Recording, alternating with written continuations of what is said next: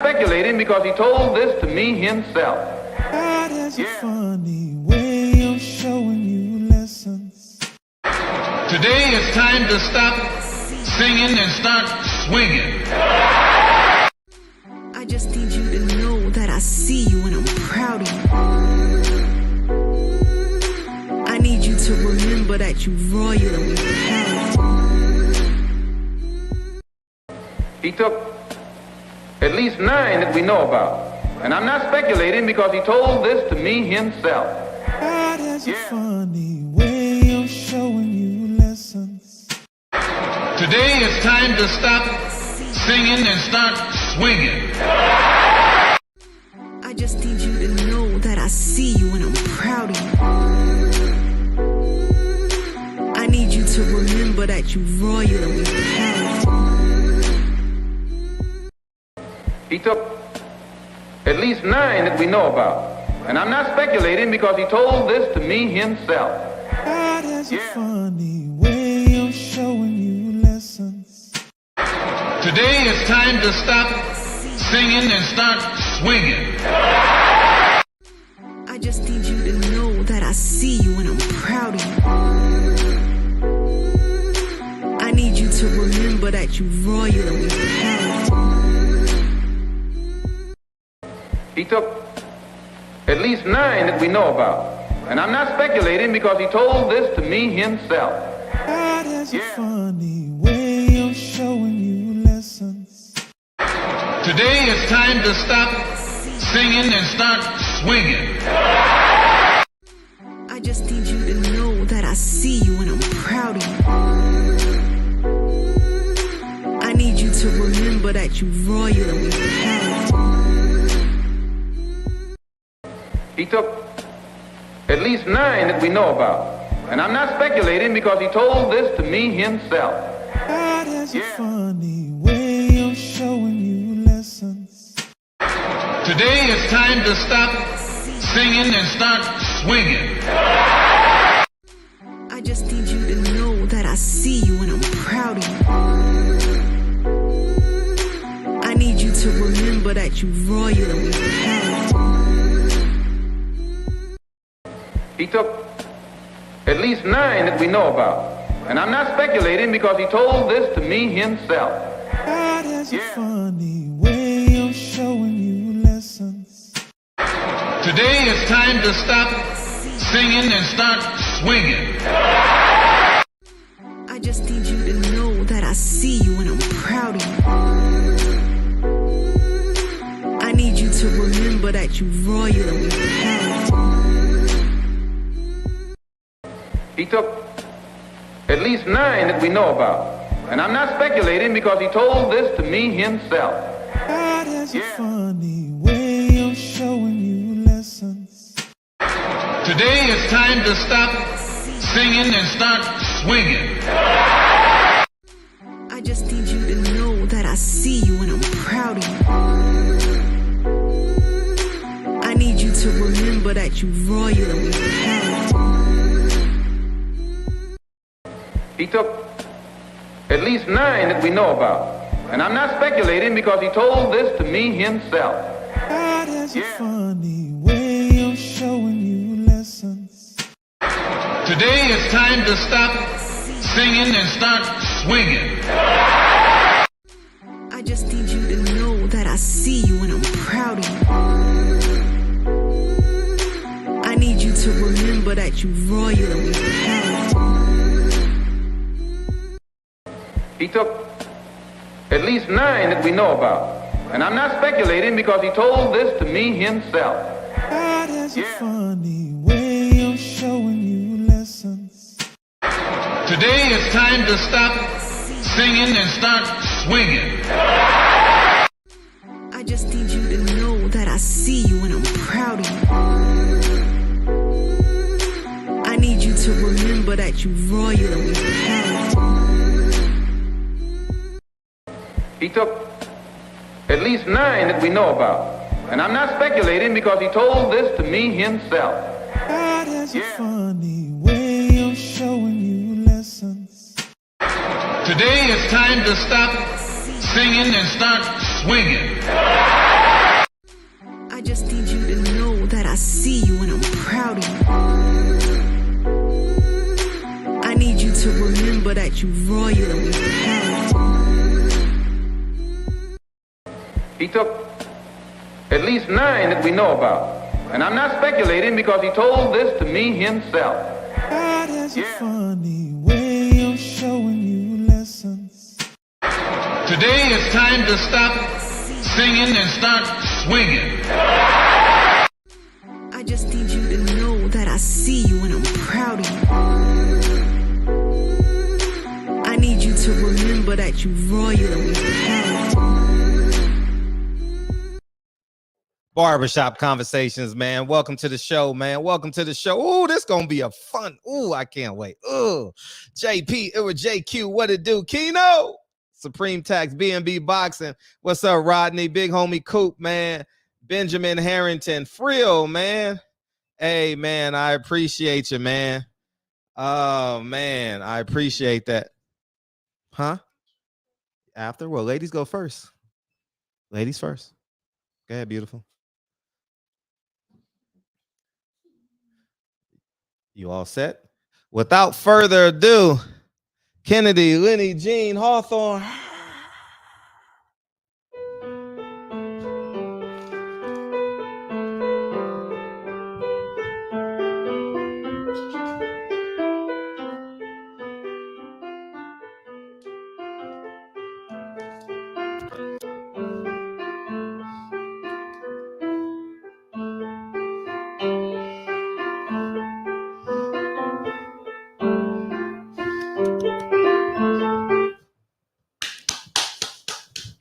Curtsy, curtsy, curtsy, curtsy. Thank you. Next to the stage, Lincoln, Curtis, Gerald, Hawthorne. Great job, young lady. Love you.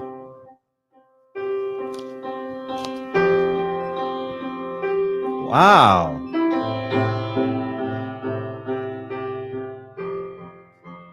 You and him sound great tonight.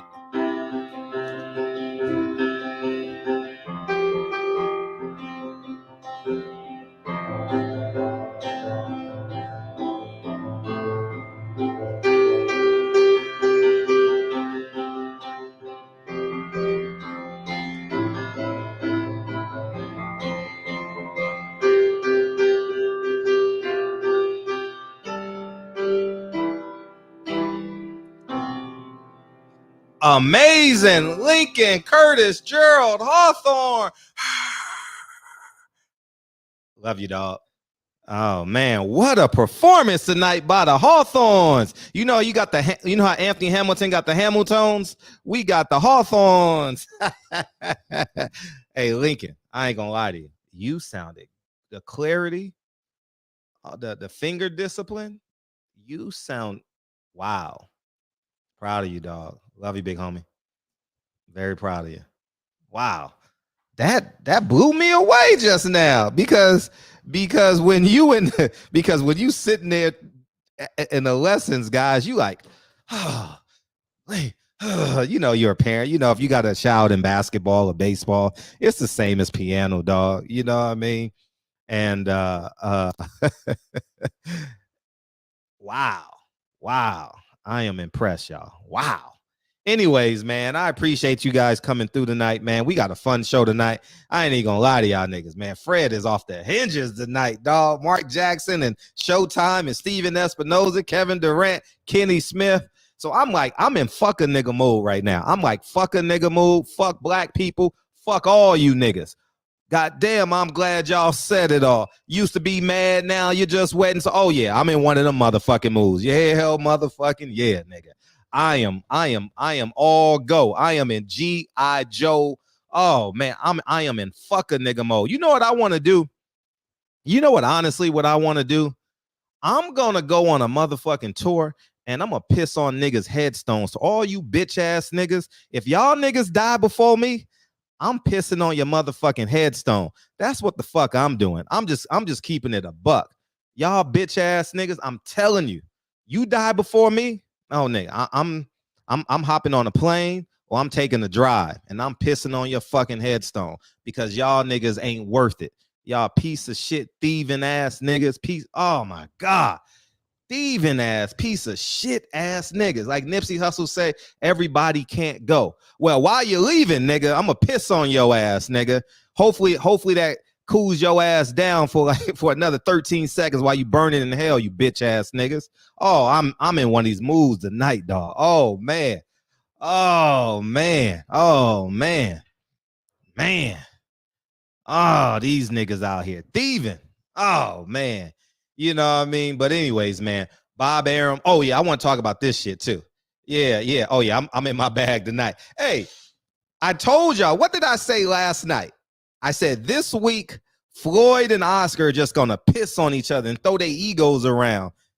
Floyd said, you gonna mess around and I'm gonna buy Ring magazine. How the fuck you gonna buy Ring magazine and Oscar owns it?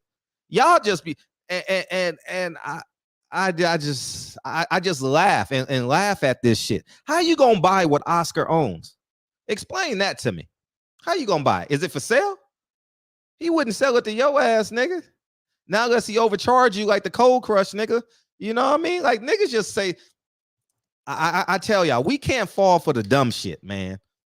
You fuck around before that. See, Floyd is the type of nigga that would say, you fuck around, I'm gonna buy your bitch. See, these weak ass niggas that we got in the community, these niggas need to go, man. Floyd, take your ass home. That's what the fuck you need to do. You know, and yeah, and tell media, tell TMZ to watch you take the trash out again or some shit. But this is just some dumb ass shit, man. You know what I mean? Just dumb shit, dog. Like, it makes no goddamn sense, man. You know what I'm saying? You're gonna fuck around and buy Ring magazine. That's like you telling me.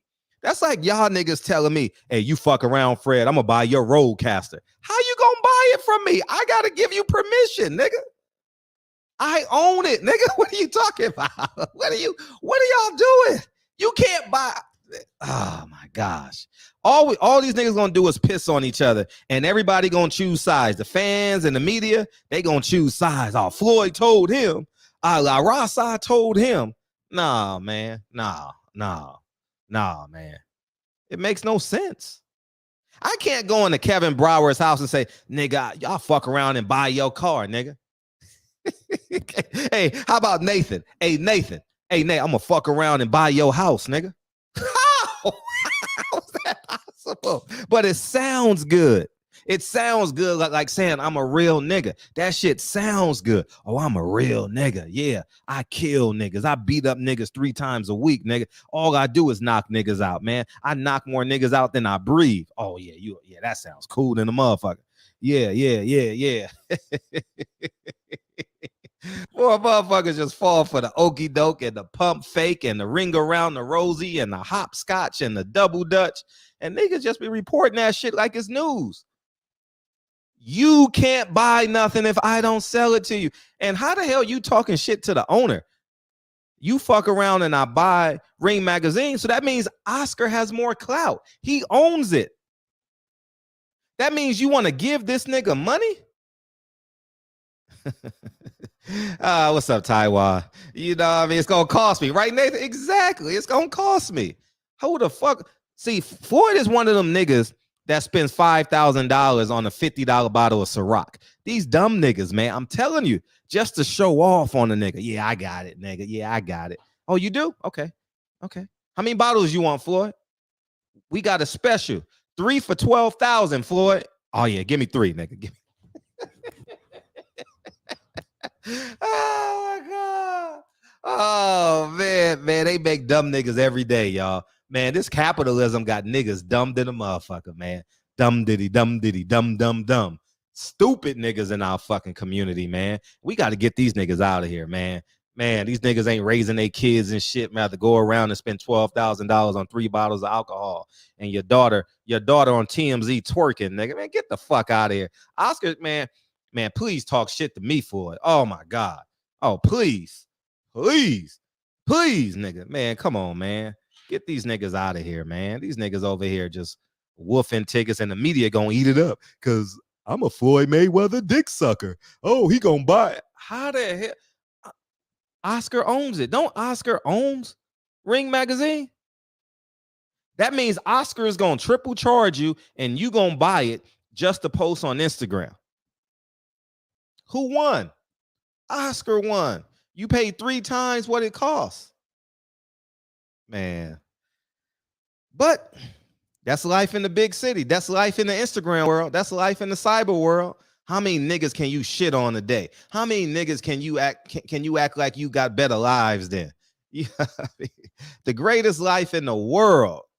I'm gonna tell you, the greatest life in the world is what we just experienced in the Hawthorne estate, man.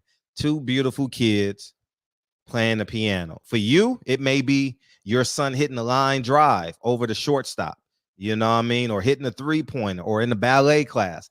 That shit is beautiful. You understand what I'm saying? That's the real shit. And it took me time to get here. So I'm not the guy to say, if you ain't doing it now, well, fuck you. Because I'm 44 years old and I had to travel through some iniquities and some bullshit and some sinning and some playing around and some lying to get to this space. So by no means am I saying you a piece of shit if you're not there, but I'm going to tell you, need to if you listening to me, that means you should be accelerating the shit to get there. You get what I'm saying? And yeah, mine's waking up to your beautiful wife every day. If that's what it is, that's what it is, man. You know what I mean? And that's where we should be, man. You know what I mean?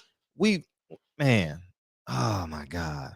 Praising absentee fathers, man. Get the fuck out of here, man. I saw something today on Instagram. The lady said Nick is here for hours. Well, that's the last time you gonna see him for the next year. Nick Cannon gave birth. His girl gave birth. Well, shit, in America now, he can give birth. How about they gave birth to a baby today, and the lady posted, oh, he present for his. This the last time you gonna see him. You gonna have to call his assistant because you gonna need some you gonna need some milk. He needs some milk.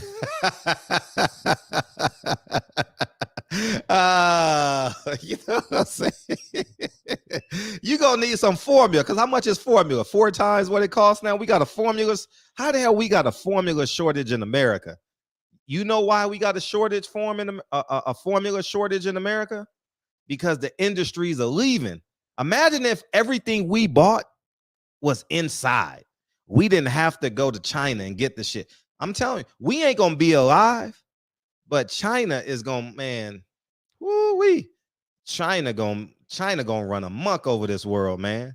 When all the industries go to China, you know what China gonna do? They gonna buy Mexico. Watch what I say. China gonna fuck around and buy Mexico. They gonna have all their industries there, kind of like how America bought Alaska and Hawaii to protect themselves from having a war, World War III here in America. Oh yeah, same thing. That's why we own Puerto Rico. You know, we want to own everything that circumferences the mainland of the United States of America. China gonna infiltrate Mexico. Watch what I say. Why? They're already doing it to Africa. If they can do it in Africa, they damn sure can do it in Mexico. Watch how these industries, motherfucker. And you know who gonna help them? Amazon. You know why? Because we need this shit right now. Oh, we need it right now. Oh man, you order something on Amazon. The moment you hit send or enter, you walk into the door. Like, thank you. As soon as you hit send, your ass is walking to the door. If you ain't got it in 13 minutes, you mad than the motherfucker. Oh man, where you at? Watch what I say. And that's how they gonna infiltrate America, man. You know what I mean? But I'm serious, man. I'm going on a piss on a nigga headstone world tour. If y'all niggas die before me, oh nigga, oh Fred pissing on your headstone. Oh, you best believe I'm pissing on your headstone, niggas. You know what I mean? Oh yeah. I'm gonna do it. Yeah. Yep. Yeah, they're gonna go into Mexico. They're gonna go into Canada too. Canada's a little bit too far. It's a little bit too rural. You know what I mean? It's a little bit under control. You know what I mean? Mexico ain't got no motherfucking. You know what I mean? Man, I got pulled over once in Mexico. I was going to jail. Thank God my teammate knew Spanish, man. We was down there for a basketball tournament coming down from Ensenada. And the cops pulled us over. And the motherfuckers lied and said we had cocaine in the car. He nigga poked the car and put something on. We literally saw the man put something on the tip because they got them AK-47s with the knives on it. He put something on the tip and was like, "What is this?" Thank God, my homie Jorge and Luis Tucios, man. Hopefully he's doing well, man. And they spoke Spanish and we got away. You know what I mean? So yeah, China gonna invade Mexico, and once they invade Mexico, God bless America. God bless America. They gonna take this shit over because the richest man in the world is in Mexico, right? The Wi-Fi, the man that invented Wi-Fi. Yeah. Oh, they gonna come. They gonna come. You know. But anyways, man. So word on the curb is learn Chinese now. Hey, Kennedy and Lincoln. Hey, Dre, take the kids upstairs and teach them Mandarin. Oh man, yeah, China gonna buy up the forum. I'm telling you, dog. I see it. I see it. You know what I mean? Teach them kids, man. Lincoln better learn some Mandarin. He learning Spanish right now. But yeah, man. So Bob Arum said something. Oh, they are. Yeah, I bet they are. Yep, I saw. I big boy. I'm telling you, if my dudes didn't know Spanish, now I'd probably still be in jail today because we didn't need motherfucking passports. I just used my birth certificate to go over, right? Birth certificate or California ID, whatever it was. So America would have never knew. Would have never known, man.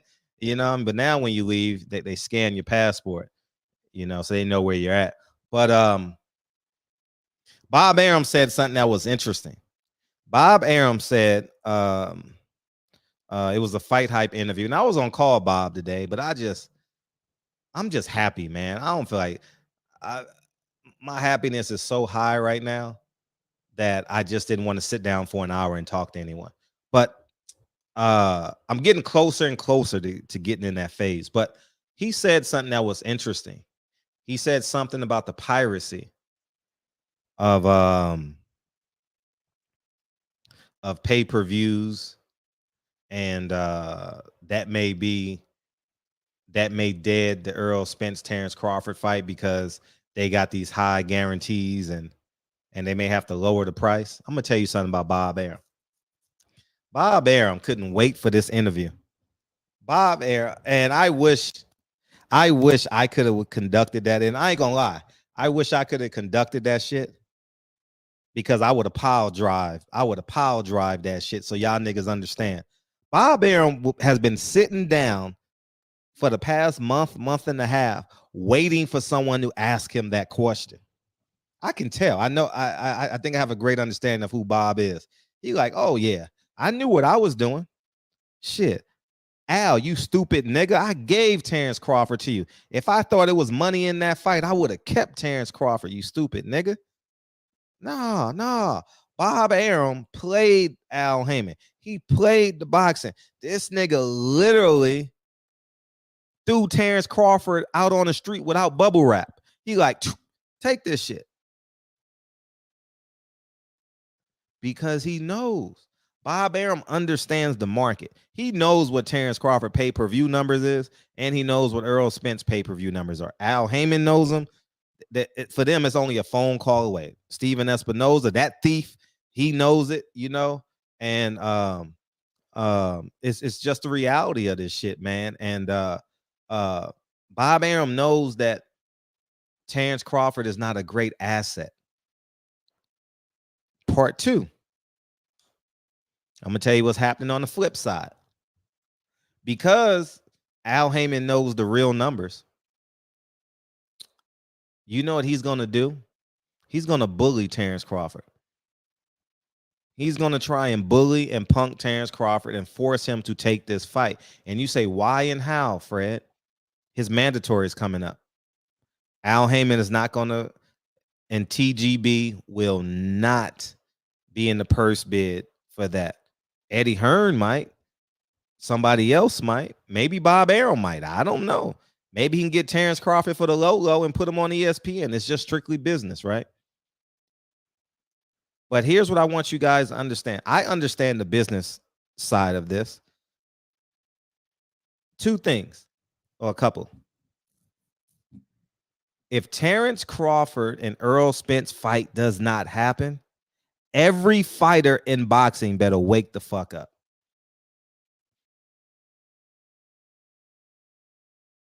Every fighter better wake the fuck up, because let me tell you something. These contracts with these networks has made promoters ultra lazy. They don't have to promote the product anymore.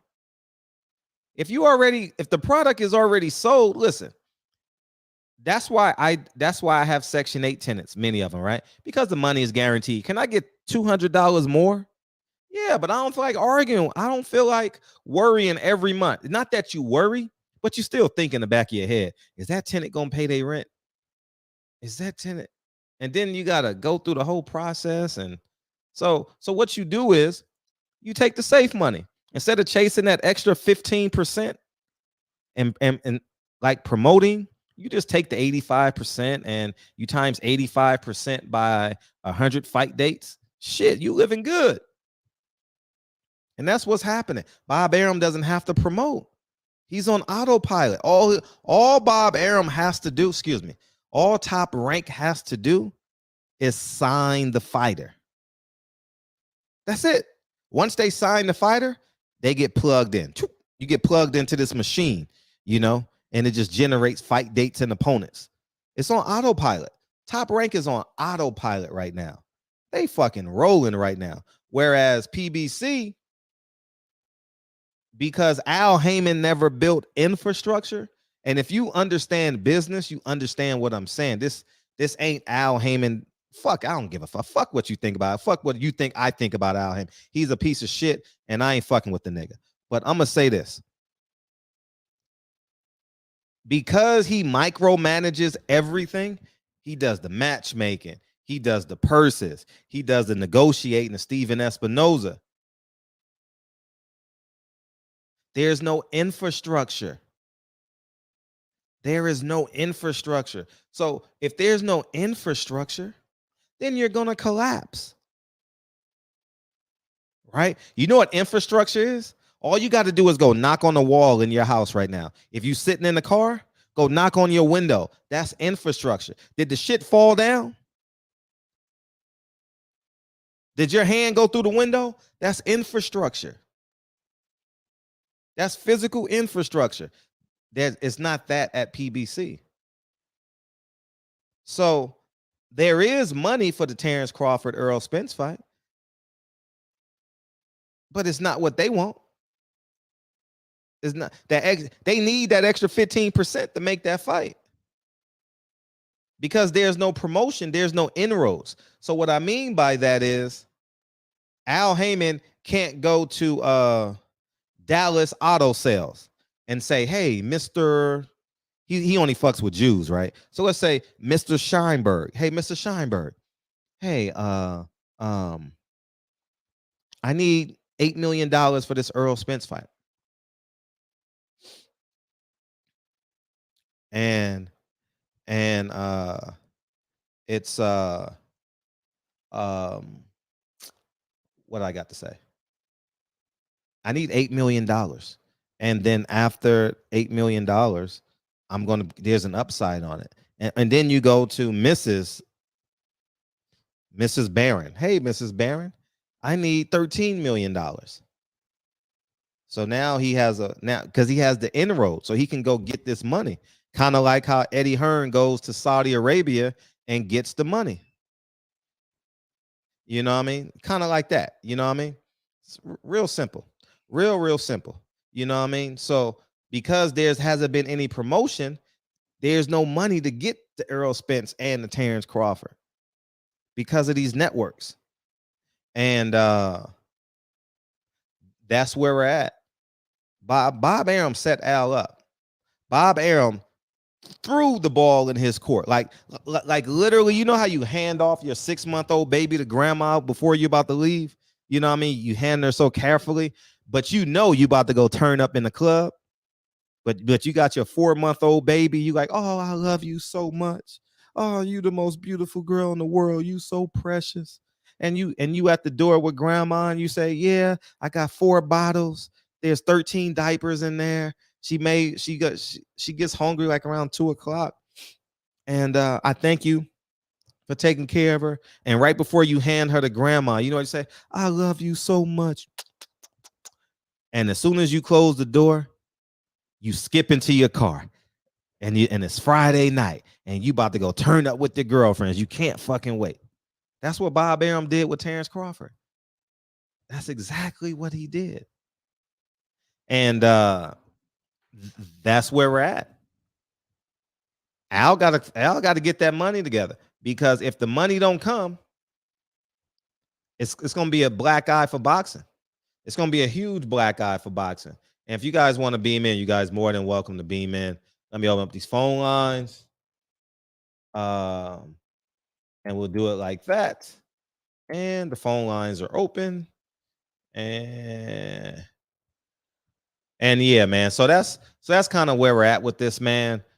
And Bob Arum, I remember in an interview, Bob Arum says 30% of the pay-per-views comes from ESPN Plus. And so what that means is Bob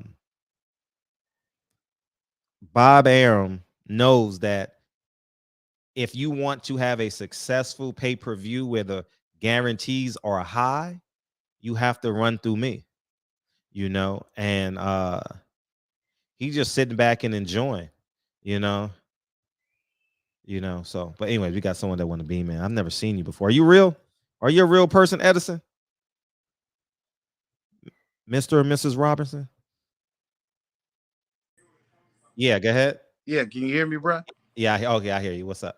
Yeah, I'll be peeping in on your shows sometime, man. I like how you get in.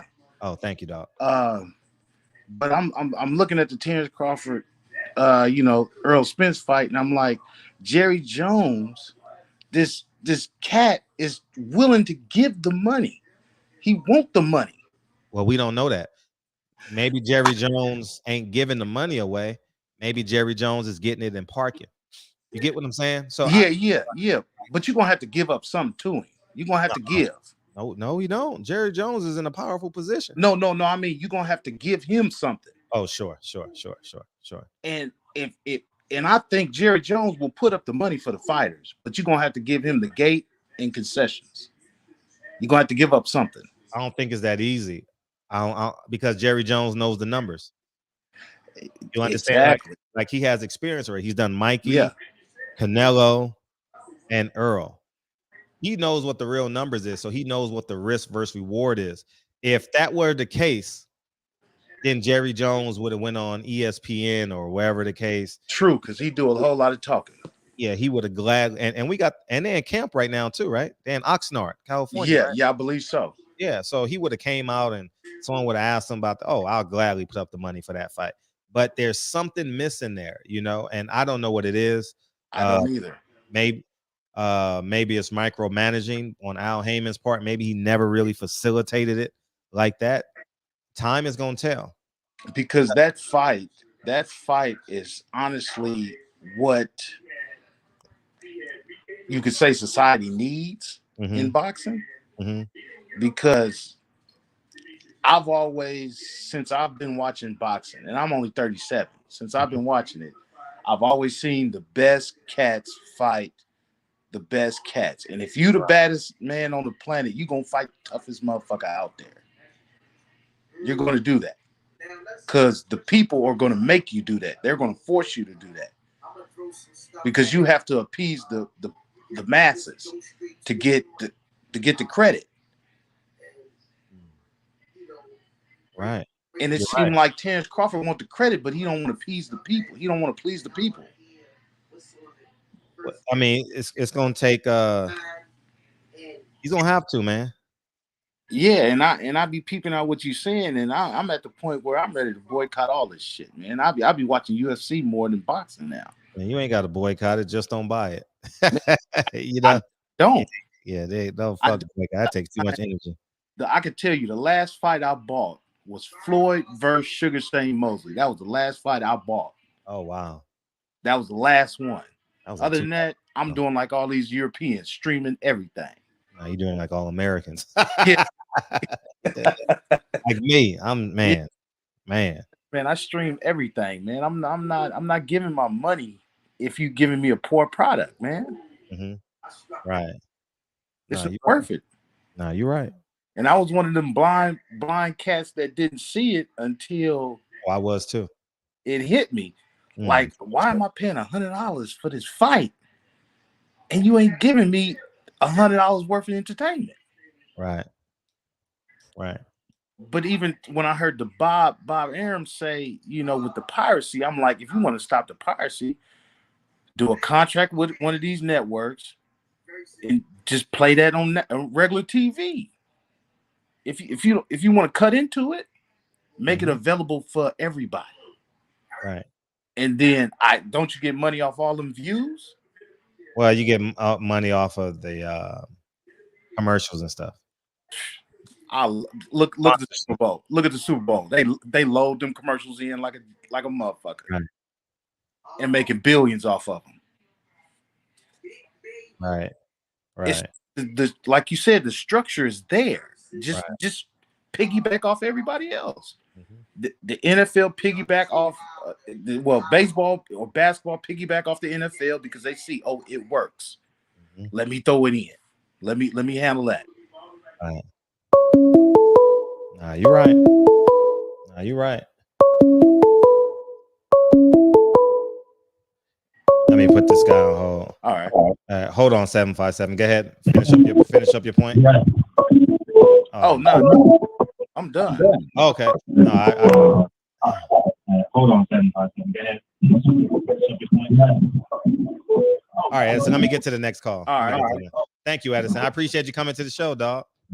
Welcome to the show. I appreciate you, big dog. Hey, go ahead, 757. Man, this nigga. Hey, Barbershop, how you doing, man? Hey, man, you got. Are you in real time, or or are you in Back to the Future? I'm looking at you. No, you stay on the phone with me. Stay on the phone with me. What's up? Turn me down in the background, though. What's up?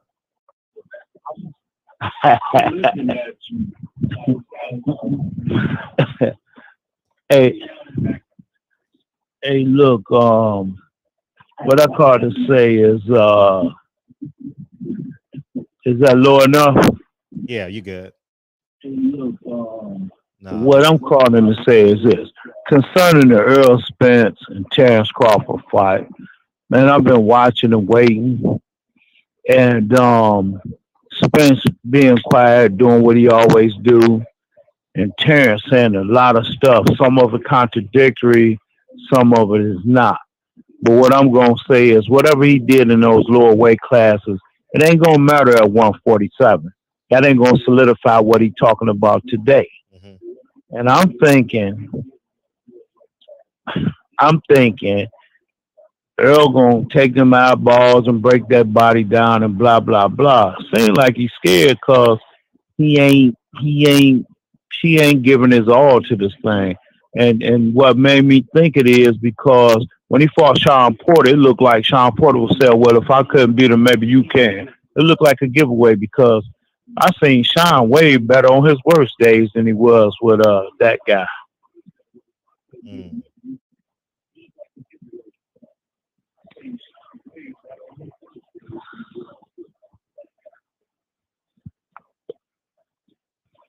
What you think? Oh,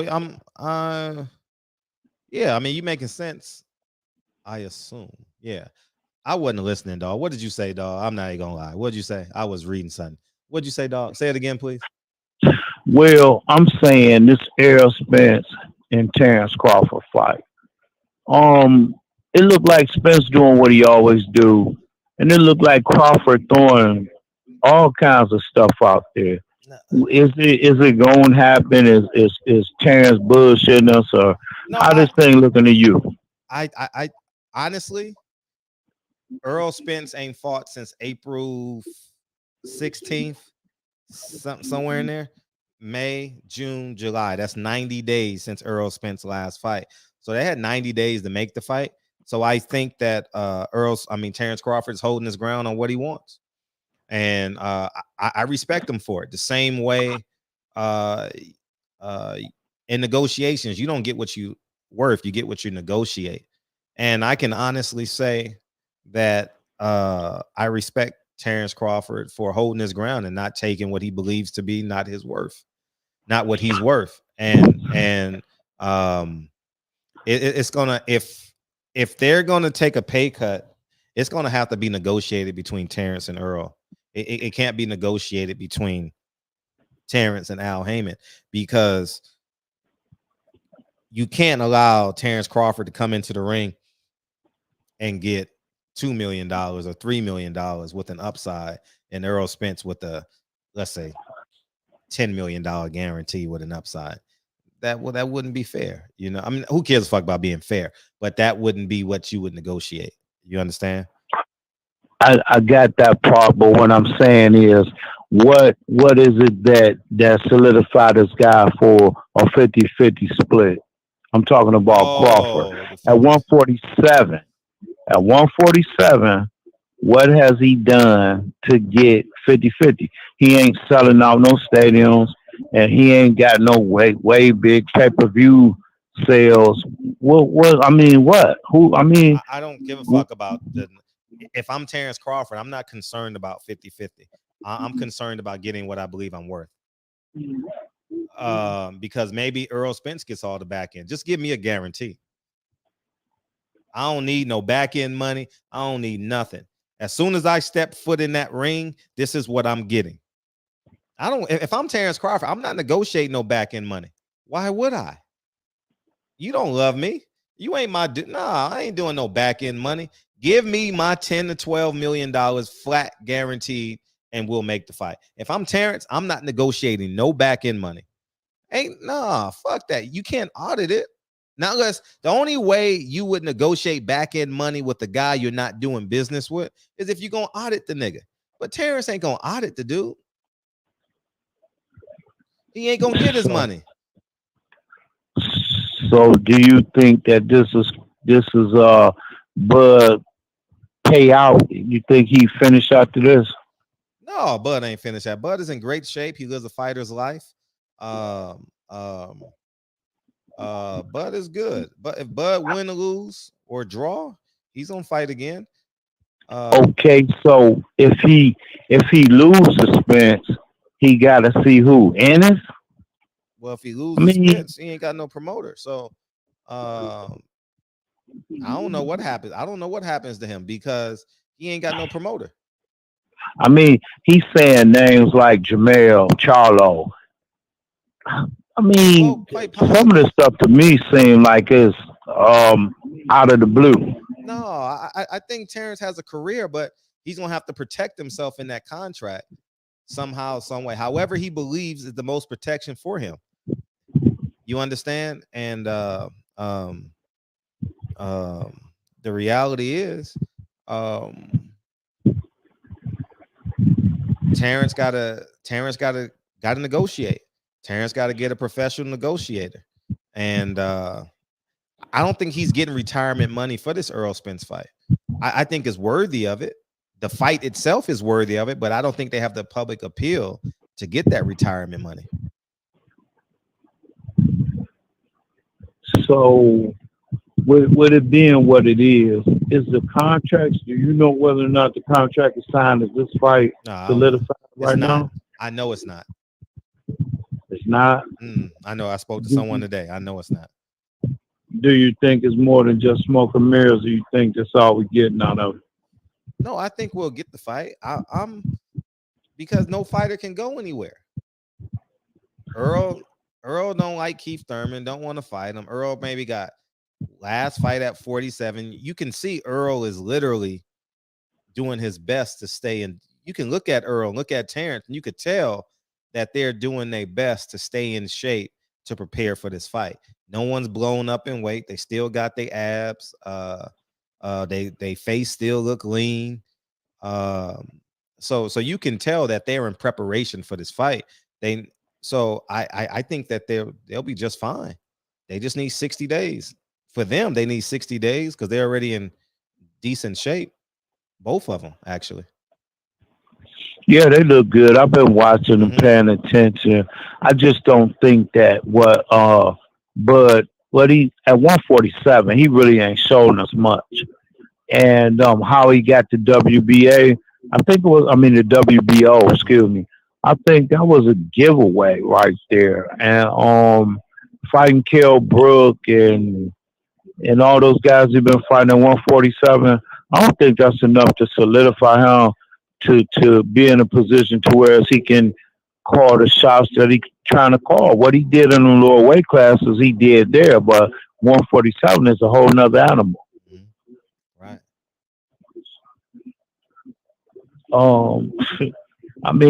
I like Terrence. I like him a lot, but I like him better at, why don't you go see Mikey Garcia or somebody like that? I don't think it's going to work out for him. No, I believe Earl's going to win the fight, but we got to get them in the ring. That's all. Well, we'll see. You think it's going to happen this year? It has no choice. It has no choice. Like, you can't play around. Man, listen. I'm telling y'all fuck around. Y'all, if boxing fuck around and blow this fight, watch what happens. Well, I'm gonna buy it. I buy all of Spence fights. I've been watching Spence since long as I could remember. My son would be like, "Man, you've been watching Spence since I was a kid," you know.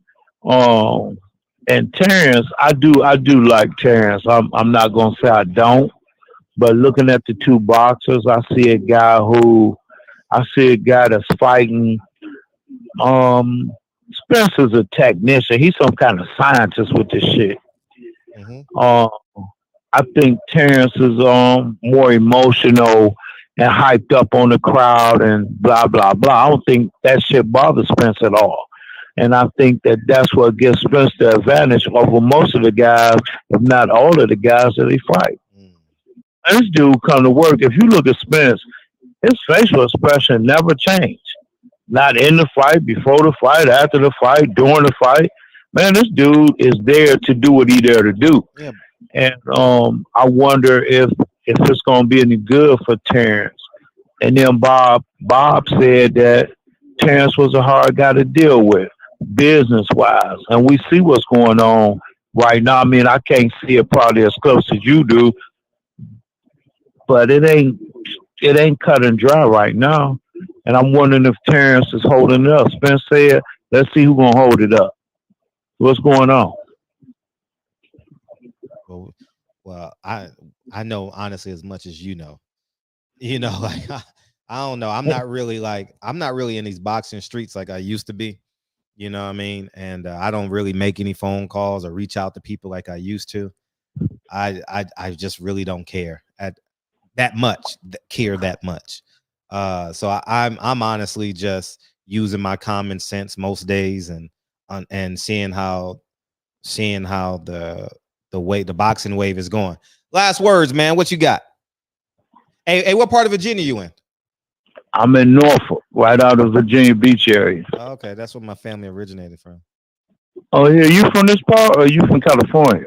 Well, my grandfather grew up in the Portsmouth Tidewater area on Frederick Douglass Boulevard and Portsmouth Boulevard, right there where the gas station and train tracks is. I know it. Yeah, and so we had a house on that corner. The church just bought it. I'm so mad at my mom and my family for that. Oh my gosh. Anyhow, so I grew up in that area, and my grandfather, in those terms, they say migrated. They migrated to New York, and I lived in New York for 8 years, and I've been in California since 85. Where you at in the LA area? I'm in LA area. Yeah. Where they kill niggas. Where they kill the niggas. Next time. Yeah. I was stationed at I'm an ex-Marine, so I was out there for a while. Yeah, you in San Diego. The next time Next time I come out that way, I'm gonna call you, man. Maybe I can put some Patron down your throat or something. Yeah, you ain't gonna put shit down my throat, nigga. I don't know where y'all talk to niggas like that at, but you ain't about to put shit down my throat. Nah, but I got you, man. I got you, though. Yeah, whenever y'all in town, hit me, man. I don't leave the house much in these days anymore, but you know what I mean. So, but I appreciate you, dog. Hey, look, I like what you do. I've been watching you for a long time and stuff. I had plenty of times to call, but today was a good time, dude. I just got in from work, and I saw you up there. I said, man, let me call this dude to give him a headache or something. Holla at me. Holla at me. All right, man. And I'm not the only... Do your thing, man. Keep up the good work, brother. All right, peace, dog. And I'm not the only one with a headache now, nigga, for sure. Appreciate you. Appreciate you, dog. Hey, what's up, Fred? Hey, what's up, Juan? What you got, man? Ain't much, man. But I'm like, sitting back looking at this. I can't really be mad at Crawford. It's like he basically did a basic risk analysis. Mm-hmm. Reward, risk, and then you got Al Haymon's reputation of throwing money around. And I come and you want to underpay me. That ain't about to happen. Mm-mm. But that also shows that Bob Arum has been paying that man consistently, and he's been getting some type of friends benefits. Something's been going on over there that make him say, I'm gonna stick here. And even the bonuses that you throwing on the front end or the back end, whatever Al's doing, wasn't worth him going to. And I'm pretty sure Al's trying to hit him with a 2-fight deal, 3-fight deal, because Al's not gonna lose his money maker right now. Right. So he gonna sign you, but it's not gonna be 2 or 1-fight deal. He tried that with Canelo. Right. You know what I'm saying? Canelo ran off with the bag. They lucked up with the Tyson Fury and the Deontay Wilder move. They're gonna rob their ass, dog. Yeah, you know what I'm saying? And they lucked up with the Tyson Fury Deontay Wilder move by getting the 3-fight deal out of that. But COVID, they fucked that money up. So they had to throw that back in the pot. So what they would have been in the green, they went back into the red. And because he paid everybody this high-end money on guarantees, you know what I'm saying? Hey, look, Terrence trying to make sure he get his. Because be honest, by him sticking with Top Rank so long, he's really not a household name. And he's not stupid. He know he's not a household name. Right. So if he lose, his chances to bounce back, like he got to go back to giving out demos. He got to go back to I remember Sean Porter did an interview. He was like, man, I can't be a gatekeeper. Yeah. Proudly, if he was to lose the Earl Spence, that's all Terrence Crawford's going to be back to being as a gatekeeper. Yeah. And as a gatekeeper, no belts, you can't guarantee no real money. I disagree with that. You think I disagree with that? No a three division champ, already undisputed champ. I mean, I don't see what the big deal is him asking for 50-50. What's the big deal? You know what I mean? Like everybody want to bash Terrence Crawford for he wanted 50-50. Or you know what I mean? Like, come on. Like everybody I didn't say it's nothing wrong with him asking 50-50. But everybody like to speak on everybody money. Like let people speak on your money on your job. You know what I'm saying? Then see how that shit feel. You feel me? Like I love when they speak about money on my job because when they get real surprised and feel bad. We were supposed to give you this raise. Then I give them a little something extra so they can feel better about themselves. You know what I'm saying? Like, come on, bro. Like to me, he deserved 50-50. I mean, EJ only been in one division. Look at what Bud Crawford done. Why he can't deserve 50-50? Like, I don't get it. Because he don't draw that 50-50 crowd. Hold on. And people want to say, what Bud gonna do, nigga? What EJ gonna do, nigga? If he get beat by motherfucking Bud Crawford, he gonna still fill out a stadium. What do you mean? Somebody that's small, nigga. Charlo already said he wasn't fighting him. So, nigga, what he gonna do? Like, he gonna still sell out stadiums. He gonna. When was the last time Terrence Crawford had the big arena? Sell out what? Dallas? They both selling out. When was the last time Terrence Crawford had the big space? Hold on. He just sold out the Barclays, right, with Sean Porter. Didn't they sell that out? That was the small space. You know these arenas got multiple spaces. That was and then what they do is they put backdrops. They push everybody in. You're not always in the big space. Right. All right. So, all right. And Earl Spence sold out Dallas, right? He was in Dallas Stadium. What do you mean? That's only one space. The Cowboy Stadium is like that. They always do. The Cowboy Stadium is what it is. He bought Jerry Jones out. All right. Well, Terrence Crawford sell out on his home too. Like shit. So what that mean? Come on, bro. Did you Them really niggas do that? Okay, Bud Do I Crawford sell gotta all get that a map, home, show and you a Earl map, and Spence sell show all you that like home. the space you talking about, the What's the difference? landmass? So now we talking about it's a difference between Omaha and Texas now. That's basically what we're saying. Because both of them sell out their home. So I mean, what are we talking about? Yes, is a big difference. One, you can just go by cost of living. That's a big difference between the two. That's basic economics, man. Let that man get his money. Hear me out. I'm not Let that saying man get his. that man If don't he deserve want no money. 50-50, Hey, Taco, if he you should want let him 50-50, respond to you. then he Taco, let him want respond to you, 50-50. Taco. Taco, let him respond to you. Go I ahead. never said that man don't deserve no money. I actually said what he's doing is good business practice, what's called a risk analysis. Before you take on any endeavor, you try to figure out what is it worth it or not, and what's going to make this deal worth it for you. He's looking at it and saying that, hey, if I can't get exactly what I need or what I want, I'm gonna continue on my path so I can get what I'm supposed to get at the end. That's all I said. Now, as a fan, I'm fucked up with it because I want to see the fight, but we ain't gonna see that fight, bro. We not gonna see it. Just like we not gonna see. The only way we gonna see that fight is if one of them lose or both of them lose. Because if somebody got come with hat in hand, and beg for it and take whatever's given. Neither one of them men gonna take whatever's given, and they're not gonna just go to a catch weight and fight just to see who gonna win. Yeah, and I'm just saying, man, they shouldn't have to go through that shit. The Showtime and shit, they was offering Canelo all that money. Why they can't give Bud Crawford and EJ none of that? I'm just saying, like, what's the issue? Because Canelo fights international. He's outside of the states.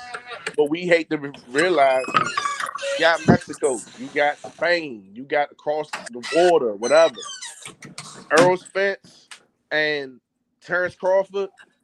Earl Spence alone isn't going to carry this fight across the pond. It is going to carry this fight into Mexico. He's going to need somebody that's going to give him a matching star power. And not even hate to say it, but the truth is Terrence Crawford don't match his star power.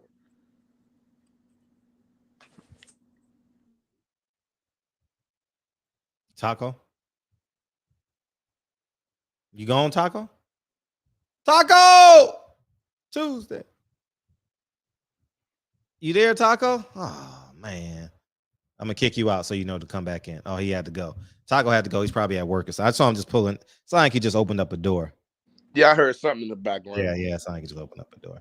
You know what I mean? He wasn't allowed to be on the phone. He had like a 4-minute break. That's probably why he was talking about people checks and how they get paid already. He was sitting there looking at his, trying to balance that shit out. Like, my coworker gave me his 4 minutes. What's up, yeah. Go ahead, you man. Found 99, you found 99 inches, Taco? Go ahead, Taco. Nah, I'm just, bro. I just got out of the football practice teaching the youth. You feel me? So I hop on the internet and I'm just seeing all of this 50-50. Bud won 50-50 and he's ducking and all this and people want to bash Bud for wanting to get 50-50 and I'm just not with that shit. Like, you feel me? He deserved to get whatever he want to get. Like, you feel me? That is a 50-50 fight. I don't see why it can't be 50-50. You know what I'm saying? In my opinion. But like to call this man duck, to call this man trash and all this extra shit and to bash the black man when we supposed to be brothers, actually brothers, you feel me? You know what I'm saying? Standing up for it. Just like Fred say, the code, we supposed to be under the code, right? You know what I'm saying? But we want to bash another brother because he want extra compensation. You know what I'm saying? And I'm just not with that shit, bro. Like, you feel me? I'm just not with that shit. But yeah, man, I just had to come on and say some shit real quick. Cause I know I got some of them EJ haters up in here. And man, just because Bud asked for 50-50, man, he ain't no duck and none of that shit. He want his money. Just like you want your money on your job. Your boss come and tell you, oh, you were supposed to get $5 raise, but you know what? You know what I'm saying? We just gonna give you a 50-cent raise. And you're gonna be hot as fuck. You know what I'm saying? Yeah, you ain't gonna be cool. You ain't gonna want to just take that shit. So you know what I mean? You niggas, you motherfuckers in your life take less. Remember what Gary Russell said to Terrence Crawford? He dropped the price for him. That's how bad he wanted to fight him. Remember, he dropped the price for him. That's how bad he wanted to fight him. When you want to put hands on somebody, it's just about that. It don't matter the feed. You're going to do what you're going to do. So I'm not saying he ducking. You got to get paid. But I'm not saying you got to get paid. He not pushing for it. He looking at it as a business decision. This fight is strictly a business move for him, man. We can't be Who, emotional Terrence Crawford? about some stuff that this man ain't, that nobody else emotional about, bro. If they not Who, emotional Terrence about it, Crawford? how can we be emotional? That's their paper. That's their What business. you That's talking their about? face. Oh yeah. That's what I'm saying. I mean, why'd you mad? Because he want to get money, bro. That's what they in this game for, is to make money, bro. Not just to give us big fights, but to give us. I want both of them niggas to get paid. You know what I'm saying? The most money that they can. You know what I mean? Both of them. So I mean, if Terrence Crawford want 50-50 Showtime, give it to him. Al Haymon, give it to him. Y'all's finna give Canelo the money. So why? So give him the money. Make the fight. To me, it's a promotion. It's on Bob Arum and Showtime. I mean, not Bob Arum. Sorry, Al Haymon and Showtime. Them niggas need to put the money up and make that fight. You know what I'm saying? Like, let's go. Now, I mean, we shouldn't have. It's the fight should have been already made. There's no size of the streets, no Bob Arum in the way. They all seeing 100% of the money. So I mean, what is the issue? Make the fight. But that's all I gotta say, man. I just wanted to come over here and rep for Bud, man. Let the niggas know, man. Just because a nigga asked for 50-50 doesn't mean he a duck. You know what I'm saying? Y'all niggas need to get that shit out of y'all head. Y'all crazy. Tell your job you want your raise. Matter of fact, I want my raise back for your job then where you work at. You know what I'm saying? How about that? You know what I mean? It's about people, what people should take. You know what I mean? And they should be happy with taking this. And they should be happy with taking that. You know what I mean? That's where you probably at, where you at right now in your life. That's why a lot of y'all probably haven't been able to buy your own house or do other shit. Cause y'all, you know what I mean? But let me get off, bro. Go ahead, Fred. Y'all do y'all thing, man. I appreciate it, Taco. We got a caller. What's up, man? 831. What's up? What's up? What's going on, Fred? Hey, how you feeling, man? How you feeling, Mr. Fuller? Everything good? I'm feeling good. Feeling good, man. Feeling good. Yeah, I heard you. Heard the conversation.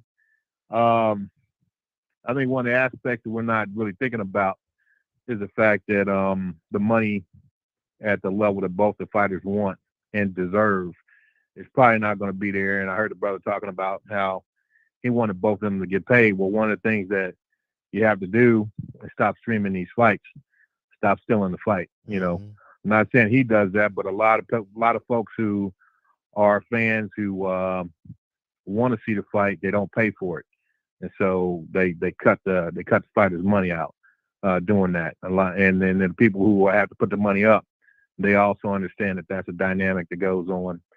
And then you have to realize the environment that we live in is a very racially polarized environment that we live in the United States. And very rarely are you going to see a white public who owns 95% of the wealth in the country support two black fighters on a level that they would really deserve to be supported and generate the type of money that both of them deserve to make. So I would even look at advertising the fight on the international level, like advertising just like Ali did when he fought George Foreman. Find a country on that continent, or even in the Middle East, that will support a fight like that. I think the English, the folks in England, they're more pure boxing fans. They may be able to get over the color line and support those two brothers fighting. But for the most part, in America, the vast majority of their fans will be from brown and black communities, and it just so happens that a lot of these communities, those two communities, don't have a lot of wealth in this country, and a lot of people who are boxing fans within those communities won't support the fight financially, but will stream the fight, or in fact steal the fight. I call it stealing, because that's what I see it. If you're getting something that costs a certain amount of money, and you're not paying for it, then you're stealing. So that's my opinion. I mean, each his own. But the bottom line is, if you want the brothers to get paid, pay for the fight. And the fact is, a lot of folks in the community don't pay for the fight. So I think that if they want to get the money, they may have to go advertise it on an international level. Go back where you got, billions of black people living on the same continent, and there's money there. I don't know how. Obviously the continent is extremely colonized at this point, but I mean, there may be some money there that would allow them to reap the benefits they should, the financial benefits they should from this fight. What do you think? Yeah, I first I will say I don't think just black people stream the fight. I think everybody streams the fight, and I think that people will buy the fight when there's confidence. I don't think that there's confidence in the marketplace with the fans. There's no trust. Fights aren't delivered when they're overdated, they're stale. And so I think that plays a huge part, because when you look at the UFC schedule, they're just pumping them out. And yeah, UFC is a white sport. It's the UFC is supported mostly by. But so is America. boxing. Boxing is supported by white men, and so when you look at it from that standpoint, white people play black men. You know, LeBron James got $1 billion from Nike. Deontay Wilder made $20 million a fight. Mike Tyson made $450 million. Yeah, Floyd made $1 billion. So the white people are willing to pay black athletes. I don't think that's the play. I think it's more on the lines of you have two middle of the road assets, Earl Spence being bigger than the medium, Terrence Crawford being a medium, and their fighting styles don't match their worth for this fight. And I think that's the bigger issue where we're at. I don't think no white man is unwilling to pay him with a huge profit margin. You know, I don't think the margins are big, but I think that the men in suits are going to have to cut their profits to make this fight. What I'm talking about is not a particular person or people who have money to make money. I'm talking about the general populace. I'm talking about the general environment that exists in America today, which is very racially polarized. Okay. I mean, what I'm saying is that, you know, if you go back and you reference Mike Tyson or Sugar Ray Leonard, Marvin Hagler, any of those guys, okay, great. Yeah, they made a lot of money, but we're living a different America today. I think America is better now. 80%. We live in a different. We live in a different America today. We live in a different America today, and what I mean by that is, for the most part, black manhood and black masculinity is enemy number one. If you don't believe it, turn on your television and watch a few hours of that, and see how many black homosexuals are they throwing up and up. I'm not. That don't stop the fight. That don't stop the fight, though. What I'm trying to tell you is that the average white person in America is not going to buy a fight to see two black men get rich. Shit. So okay? Hold on real quick. Through history, they've been watching us. Here, let them finish, Juan. If you want to sell a fight that's got a major black fighter in it, it's got to be racially polarized. You got to be fighting a white person like Deontay Wilder. Deontay Wilder made all that money because he fought Fury. Okay, that's how he made that money. It was a racial overtone in that fight. Okay, in those three fights, that trilogy. If you want to make money now as a black fighter, that big money, box office. Floyd learned it because he's fighting all the Mexicans, right? But when it's all said and done, you ain't making no money with two black fighters on that level in the United States of America. Okay? If here's anyone that can hear my voice, and you black men out there to hear my voice, if you think you are not at war, you a fool. Okay? We can sit here and talk about boxing all day. But black man, you are on the menu. Man, listen. You sound like LeBron James, bro. Yeah. Every night they hunting us. Hey, Mr. Fuller, I'm gonna disagree with you tonight. I'm gonna say this: when Kyler Murray plays a Lamar Jackson on Sunday Night Football, that's gonna be must-see football. You know what I mean? When LeBron James plays Oladipo, that shit gonna be on Thursday night. That shit ain't gonna be on motherfucking Sunday night. The NBA guaranteed we'll have Steph Curry versus LeBron James on a Thursday night on TNT. Guaranteed. Those are two niggas. 80% of the NBA, niggas. 80% of the NFL, niggas. So they're willing to make money off of us. Where they're not willing to do, and it's because of us, is the ownership part. The ownership part got to be us. You know, we got to step up and say, we have to re-rig this system. And if we're unwilling to re-rig this system, then guess what? We're going to get politics as usual. Yeah, well, what I'm going to say, I agree with some of what you're saying, Fred. I agree with some of what you're saying, but I think we still lost. We don't really understand. We don't really have a good grasp on the environment that we're living in. We don't have a good grasp on it. You know, and at the end of the day, that type of money that's put into the National Football League and the NBA, you know, the advertising money that gets put behind those teams and those organizations, you know, second to none. And of course, the talent that they have. Well, you can say the same thing about Al Haymon. Same thing with boxing, but as far as the talent is concerned, but the amount of advertising promotion that goes behind these fighters, these black fighters, you know, they don't get that type. When you talk about Al Haymon, but when Bob Arum had Terrence is the best fighter in the world, man. I mean, Terrence should be a household name.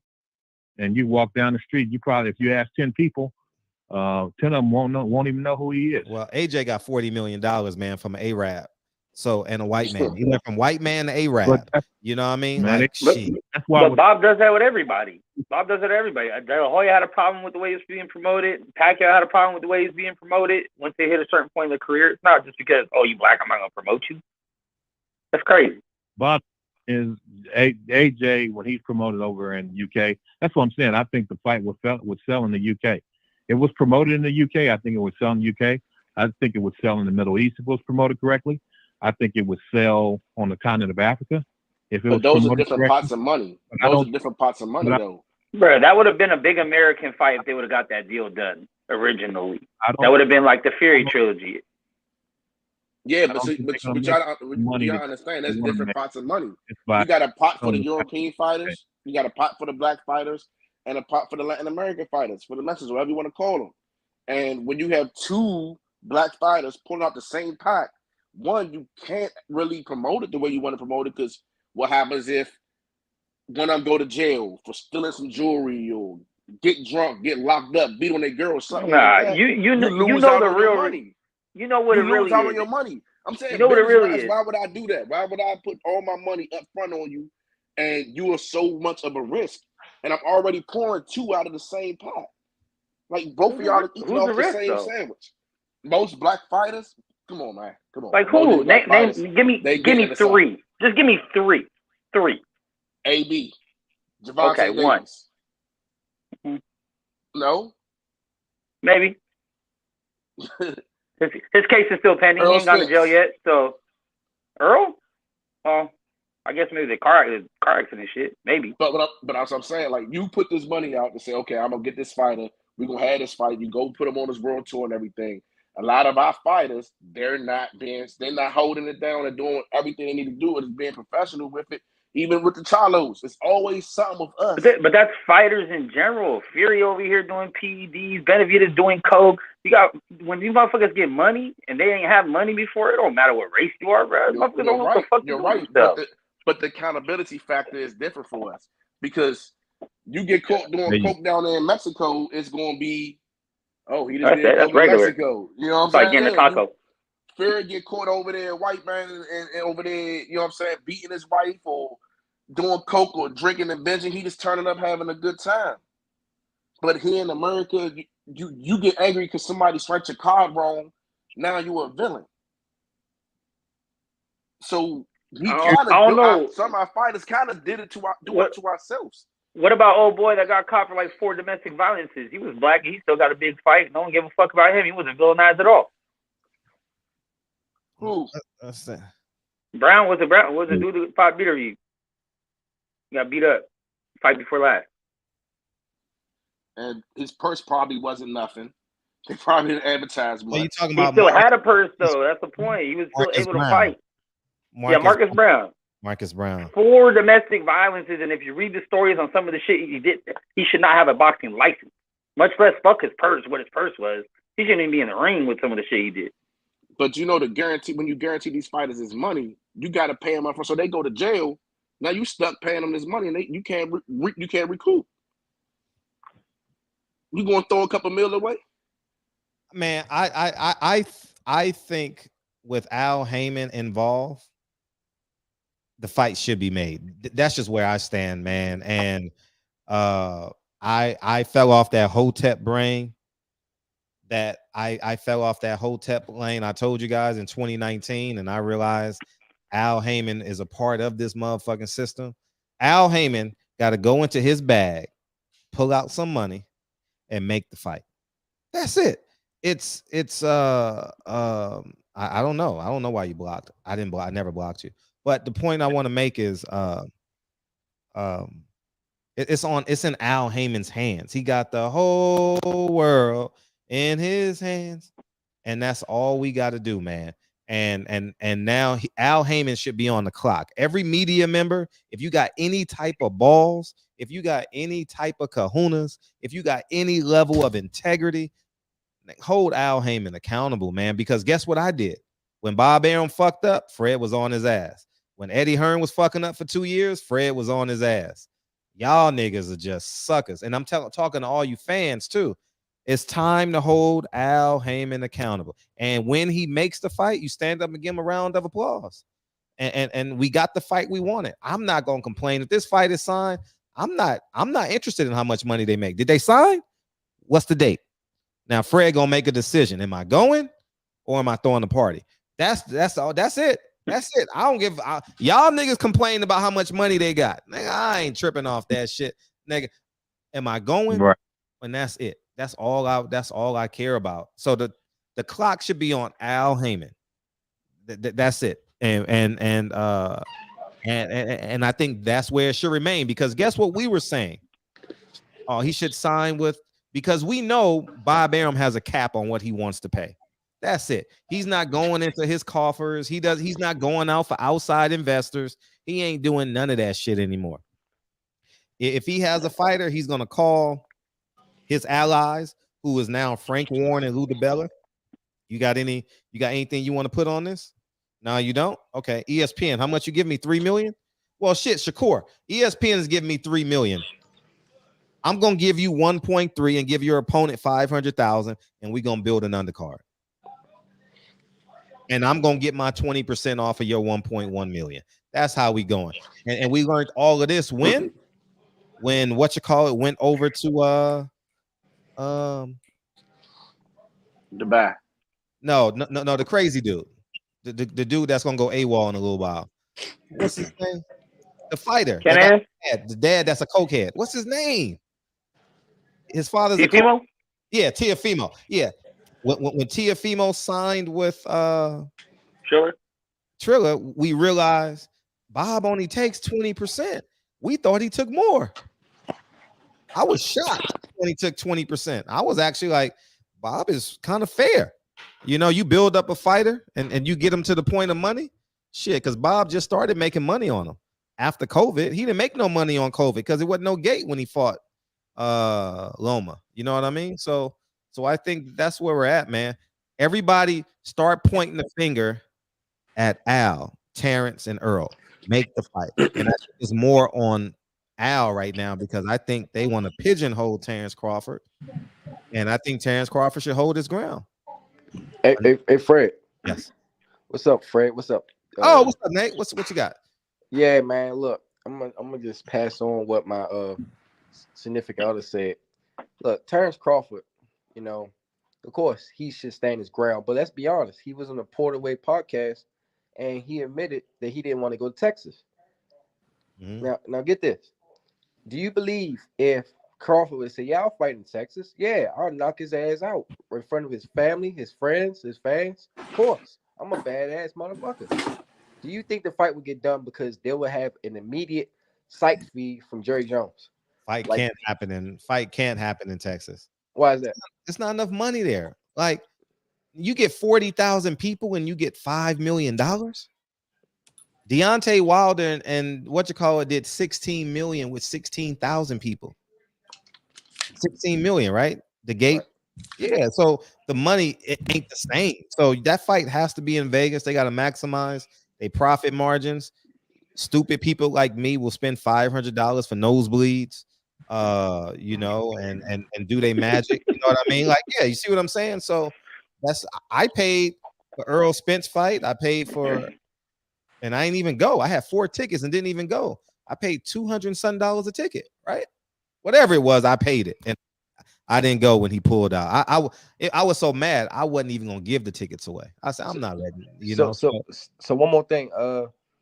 I shouldn't say mad, do you think if this fight don't happen, it's definitely on Al, right? But can't Earl Spence just tell Al, look, man, look, just give him what he wants? No. I think Earl needs to hold his ground, and I think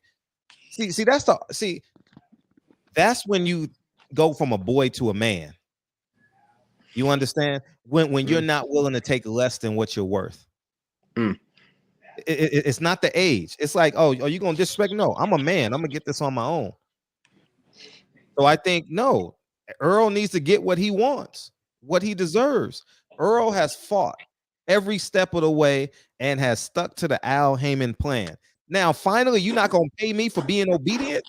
Nah, fuck you. And I don't know if they're going through this. Maybe Al and Earl have already agreed.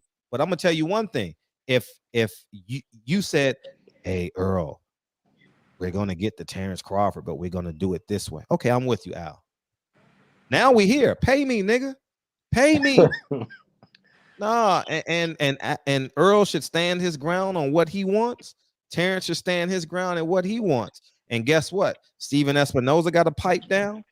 Al Haymon got a pipe down. TGB got a pipe down, and everyone else involved got a pipe down. And shrink their profit margins. Well, honestly, if things go the way it's going and the fight don't get made, my boy gonna get that fight next. You know what I'm talking about. If Crawford, if the fight don't get made, what's the fight? Everybody knows. Yeah, the next biggest fight in boxing. Keith Thurman and Earl Spence. Thurman. You know it. Thurman will sell that fight much better than Crawford will. You know that. Yeah. He will have the pancake. Man, fuck Keith Thurman. Hey, Mr. Fuller, you want to respond? Go ahead, Mr. Fuller. My point is they may have to go overseas. And man, they ain't going overseas, man. Why don't they go overseas? Promote it. Because both Earl and Terrence have fought and won titles in the UK. So they're known over there. You may need to promote the fight over there and in order for them to get the purses that they want. They ain't going. They have to be an international promotion of the fight. Because I don't see them, based on the average economic status of Black people in this country, and also the racial climate in this country, I don't see them having the type of money or making the type of money that they want to make or they deserve to make just by trying to sell the fight in the United States. Well, I mean, that's definitely an option, but it's not a realistic option. But I get what you're saying, though. Kyle, you're busy. Who hasn't responded? Nate, you want to? Kyle, you want to respond? Yo, I like Mike. I would appreciate it. Damn, your name Kyle now, man. God damn. He said you was busy. You went on mute. Motherfucking shit. Yeah. Go ahead, Matt. Go for it. Y'all. Go for it, Kyle. I'm just talking shit. You know how I feel, because you know how I feel about this shit, man. I don't even like talking about these fucking fantasy fights, man. Sick of wasting energy, bro. So you cut Max off just to say that? God damn, you damn right. Shit. Hey, listen. Fuck Max and Al Haymon. Yeah. Man. Yeah. I'm gonna see you in a couple weeks, Kyle. Hey, go ahead, Max. No, I was just saying, like, I would love to shadow Mike for a day because when I leave my house, I don't know what this fucking racial climate shit is, bro. Like, I don't know where you live. If you live, I don't know what year you live in or any of that shit. But like when I walk outside, I don't be scared of no type of race or worrying about an interaction with a race other than these Mexicans driving on the road because they fucking suck and don't use turns and those. But other than that shit, I don't know, bro. And I don't think that has nothing to do with the fight. As far as selling money, as far as what Bob said earlier about stealing fights, look, you say I'm a streamer, but I'm not the only one. You feel me? I'm going to keep streaming because these motherfuckers make these fights hard to fucking purchase. I remember my whole life growing up, you go to your fucking TV guide, you press one button, that shit gets billed to your fucking bill. Boom, fight made. Now you got to sign up, put your email address in, put your name, put a credit card number in, all this extra shit to get a fight. It's not that motherfuckers don't got the money. It's just that you making us do hella extra to get a fucking fight. Right. I agree with you on that. Because when I bought that Errol Spence, I was having this conversation earlier. I had to subscribe to Showtime. Remember, I ain't been with subscribe to Showtime since the Paul Malignaggi shit, right? So I had to subscribe to Showtime. I had to order the fight. So that shit was $100 for me to order the fight. I'm like, man, it was just too much, man. And I was like, could have just clicked the link. Yeah, you could have just clicked the link and been there. Facts. So it was a lot to behold, you know. And then I'm watching it. I couldn't even watch it on my fucking TV, right? I think, yeah, me and Whatchcall didn't even watch it on TV. We had to watch it on the motherfucking iPad because the app on my TV wouldn't work. I don't know why it wouldn't. It worked on my phone, but I couldn't send it to my TV. We sitting there trying to figure this shit out, and man, I said, man, fuck this shit, man. This is some bullshit, man. We sitting there watching on the iPad for $80. Like I said, I tried to buy the Bud and Porter fight because I was like, I like both them dudes. Let me put some money in their pocket, whatever. Man, I had to jump through hoops. They wanted me to be on ESPN Plus for a year. Didn't even offer just a month purchase. I had to be on there for a year. I had to put in information, credit card, name, all this extra shit. Like for a fight, let me just. I got one link I can click. That shit is too much, man. But if you got cable, see, we don't have cable anymore, right? Yeah. So if you got cable, it's a one button thing, right? But no. Bro, even that, listen. Go ahead. I got cable, right? That shit be fucking up, dude. You could order that shit the day before, and then they still can't get the shit started on time. Ryder had to get so much money back from Comcast because they done shit be loading for hella long and shit not working. And yeah, but yeah, I do want Mr. Fuller. I do want to have the Michael. We're gonna call you Michael tonight, man. Anyway, I'm fucking with you. I mean, I'm fucking with you. Hey, KB says that's a fact. I never worry about a white person doing anything to me. I'm more concerned about these niggas. I'm being honest. I don't worry about white motherfuckers, man. I have no concern on white people.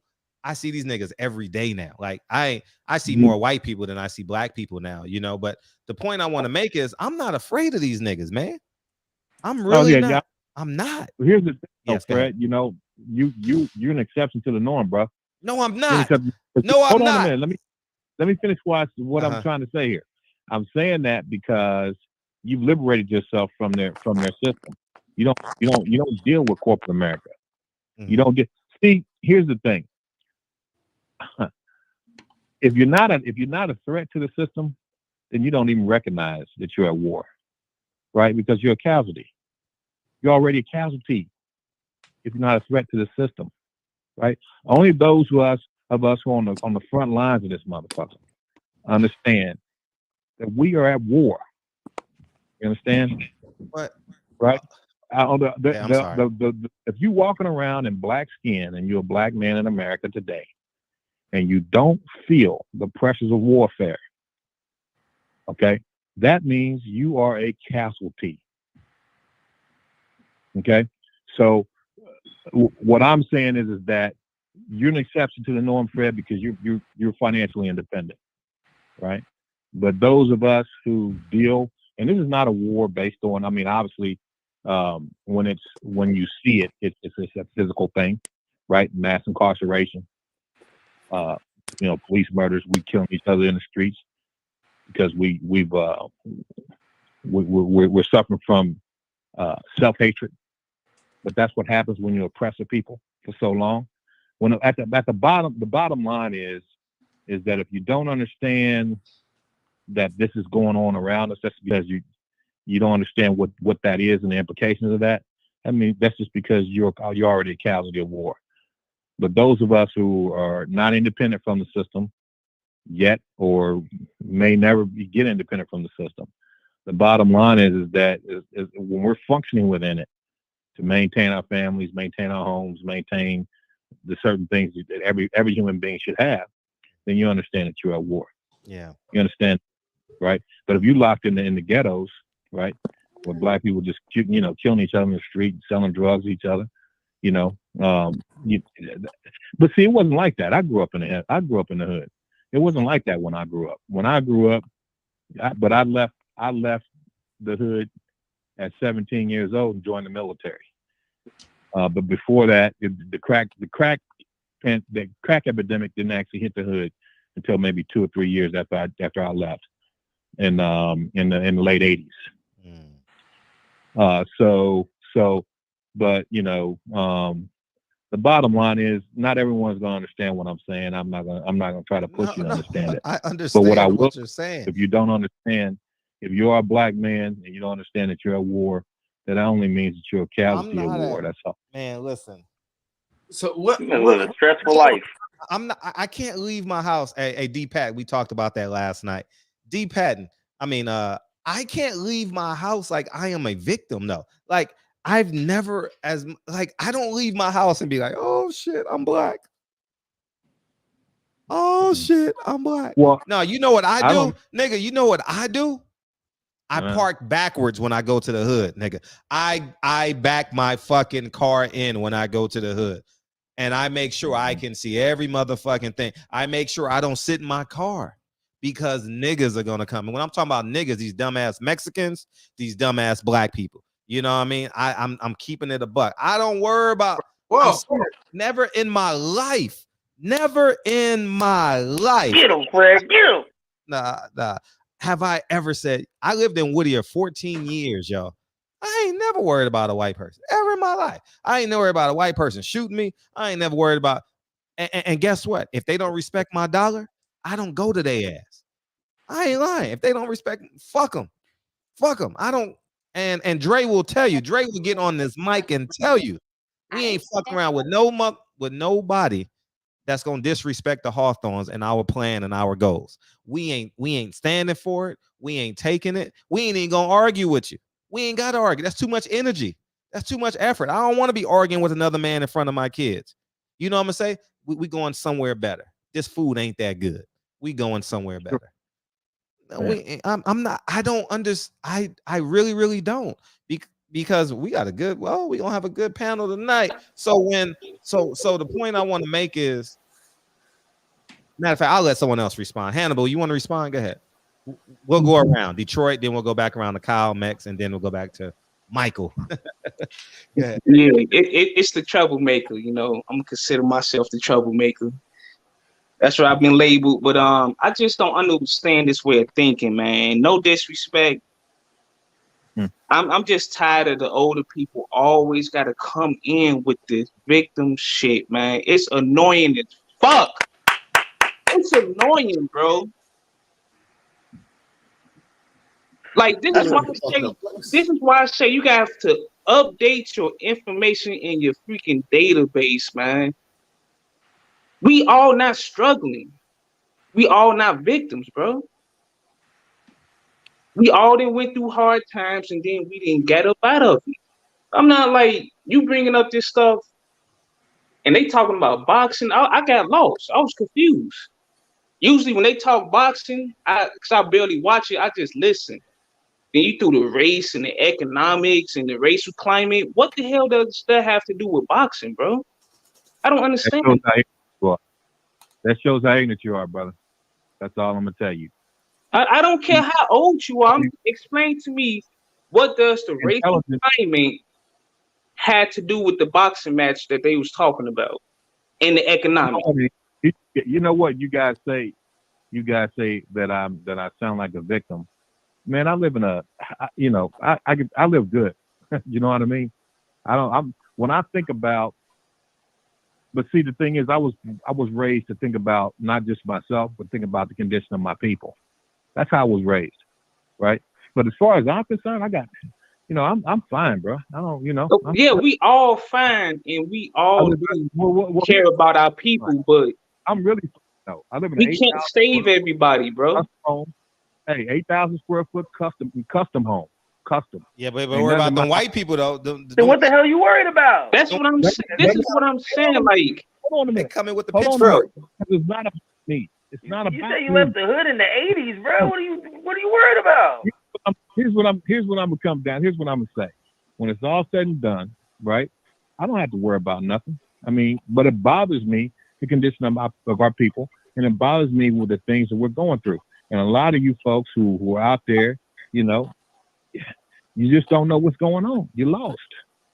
Okay. You don't know what's going on. You don't see.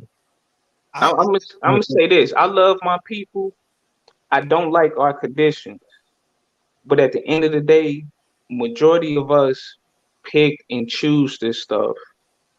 I heard a dude last week say that his mama purposely chose to live in the projects when she could have asked her father to get her a house because her father was in the real estate business. And this is a man he don't talk down about. He don't talk down on black people or on black women. But he said his mother made a stupid decision because she was too busy being prideful. And he had to live in the projects. And this is why I say we pick and choose. The white man don't force us to do nothing. Only thing he do is put it out there in the atmosphere. And then we sit up there and do it ourselves. You don't know what you're talking about. No, I do know what I'm talking about. Because why would that man lie on his mother?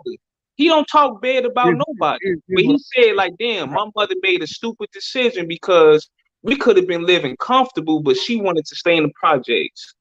Now, why would he lie about that? And then we know people who do stuff like this. One statistic for you. In 1865, black people own 1/2 of 1% of the wealth in this nation. In 2022, black people own 1/2 of 1% of the wealth in this nation. Less than that. But also, are you going to talk about the black families who had land down south and squandered it? Who sold it for pennies so they can go get them a car? Hey, we disagree, okay? That's it. No, it's not no disagree because we all know this stuff. This is what black people been doing. And then we want to sit up here and lie and say redlining and the government doing eminent domain and all this shit. We all know that black families squandered the little wealth that they had. Wow. Hey, Hannibal. Like I always say, dope fiend it off. They dope fiend. That's what I'm saying. Like, look, I'm 35 years old. You got the baby boomers been living in their houses for well over 40 years. None of them took out no equity to buy other houses or properties and things like that. You know what they did? They took the money out the house to buy new cars, jewelry, and clothes just to go party every weekend.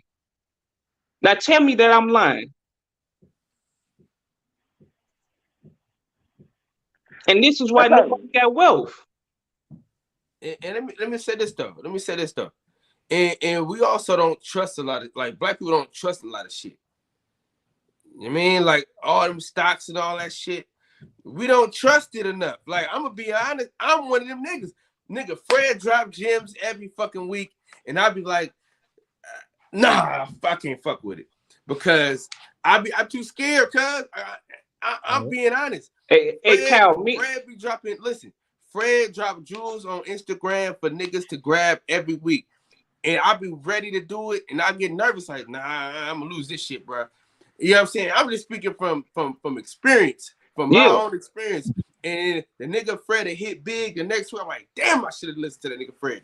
But nigga, I be too scared because the one time I was really like finna like invest into some shit, it was that Dogecoin shit, and it was supposed to hit, and then all of a sudden, nigga was like, phew. I said, oh shit, I'm glad I ain't do that. So black people we're too scary as it pertains to that. Kyle, you should invest it with your people like Dr. Umar or Jay Morrison or something like that. Hell no, that's another reason. Hey, listen, that's me and my woman had a conversation about her family. They had land in Alabama, 14 acres, something like that. It was well over 10 acres. And don't feed it off. They sold it for under $100,000 fucking dollars. Just sold it, and ain't got shit to show for it. And then we the first ones to get on the internet and talk about eminent domain and redlining. Yo, that's their favorite thing to say, Animal. Hey, that's their favorite shit to say is the internet domain shit. I be like, bro, how often are they going to the neighborhood and saying, yo, get the fuck out? They're not doing that shit like that, bro. Like, for real. And then the family offering you money to get out.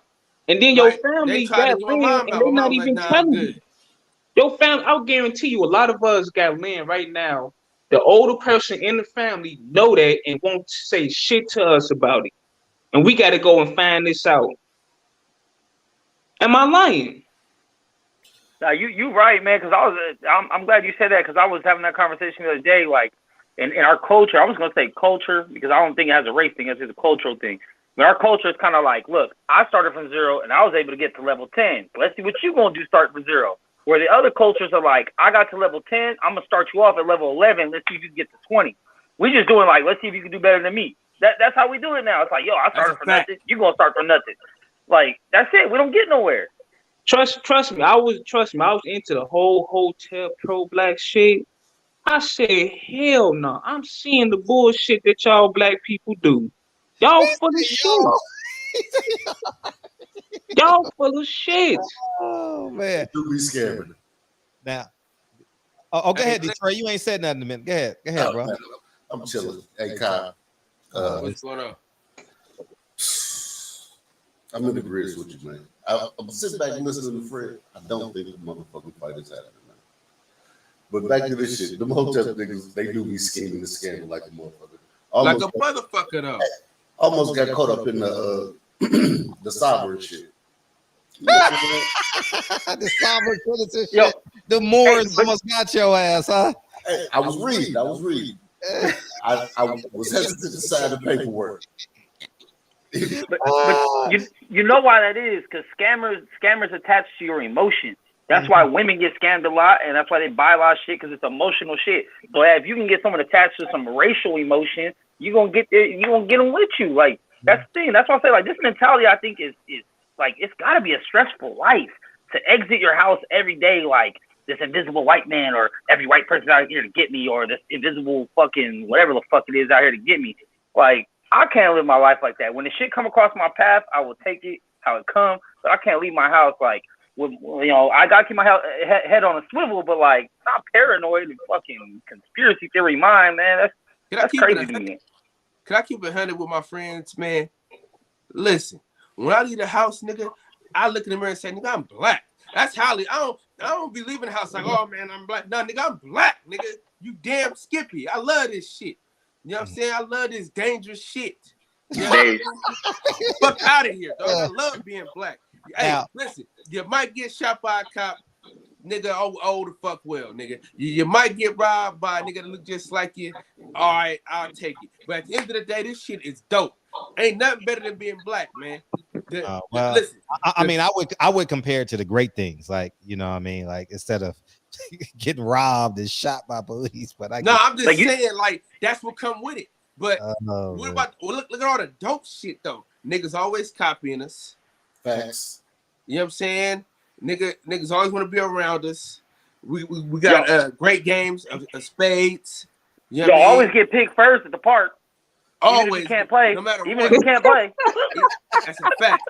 That's a fact. Max, wow. He wild for that. Hey, people, hey, listen. You get free clothes, t-shirts and shit. Oh, shit. You know what I mean? Listen, it's a lot of perks to being black. And I like to say all the time, in the words of the great philosopher, my boy Deuce, I like to use my black privilege. You know what I'm saying? I use my black privilege. Deuce made an appearance tonight. Shout out to Deuce. That's his first appearance in your great philosopher segments. No, not Deuce Times. This is my boy Deuce. Brookfield Deuce. No, I said it's Deuce. Like, I'm glad he made. Now, here's what I will say this from the fundamental standpoint. I believe that there is like systematic oppression. Now, what black people and other people who are not a part of the system got to make a decision. Am I gonna flip this system, or am I gonna be a part of it? And I think right now, Al Haymon is choosing to be a part of it. As we get back to the Earl Spence fight, I think Al Haymon is a clown in a suit. He's a balding man with a clown. You know, motherfucker got a landing strip. That nigga won't shave, and I'm just having fun, so people think I hate him. But anyways, I genuinely believe Al Haymon right now is a part of the problem. He didn't protect what he came in to do. I think he leveraged his black card and said, "Don't sign with the Jew, sign with the Negro." 1965, we going across Selma Bridge together. Yeah, Al Haymon a black Jew by now. Bloody Sunday. It was Bloody Sunday when he came in the game, and they just play along because when you present yourself to these networks, they're gonna say, "Well, we can't let these black fighters, beat up all these Latinos and Asians, and no, we got to keep these fighters engaged." And when you look at these cards, these lesser opponents will give us more entertaining fights because they're not as skilled. So when you got a really skilled fighter, it's gonna be hit and not get hit, you know. And that's where we're at now. Adrian Broner's card, one black guy. Earl Spence pay-per-view, one black fighter. You know. No. Is it only one black person on Adrian Broner's card? Well, you can call him Russian, yeah, but it's only one black fighter. Yeah. So why only have one black fighter, Brett? Why is that? Why? Because Al is an employee now. Al doesn't have the money. See, if Al see, here's what I believe happens. They have accelerated contracts, right? And the people that came in with Al have these accelerated contracts. You win here, you get 700,000. You win your next fight, you get 900,000. You win your next fight, you get 1.2. Whatever the case, blah blah blah, whatever, so on and so forth. You fight for a title, you get this. You defend your title, you get this, right? And now these guarantees are so high because they've been with him 5 and 6 years. He can't fulfill them. So now you know what he does? He's doing what y'all say. He's doing what Republicans do. He's putting his hand on the other side of that wall and be like, "Hey, ¿cómo estás? Hey, muy bien. Aquí. Bueno. Arriba. Ándele. Here's some red gloves. Some red gloves. Put these red gloves on and fight. Oh, we need one more. We need one more of them. He don't even call him by Al Haymon. Don't even know these motherfuckers' names. Hey, he goes over Donald Trump's wall. Picks up, nah, not you. Go another one. Okay, you. I give you some blue gloves. Azul, yeah. And then he makes the fight. Yeah. I think Fred, I just got an idea just popped in my head now that you were saying that. Okay. What if Jesus Al Haymon loves his black fighters so much he won't let them fight each other, so neither one has to take an L and their careers keep going as progress. Oh, yeah. He loves so much he don't want them to fight. No black on black fight. Nobody got to take an L, and nobody's killing nobody. I wish Jesus would have did that for me before I started losing my hair. You know what I mean? He should have froze time, be like, "Hey, you can't go." No, fuck you, Fred. You can't have it all, man. You get the money or the hair. Pick one. God damn it.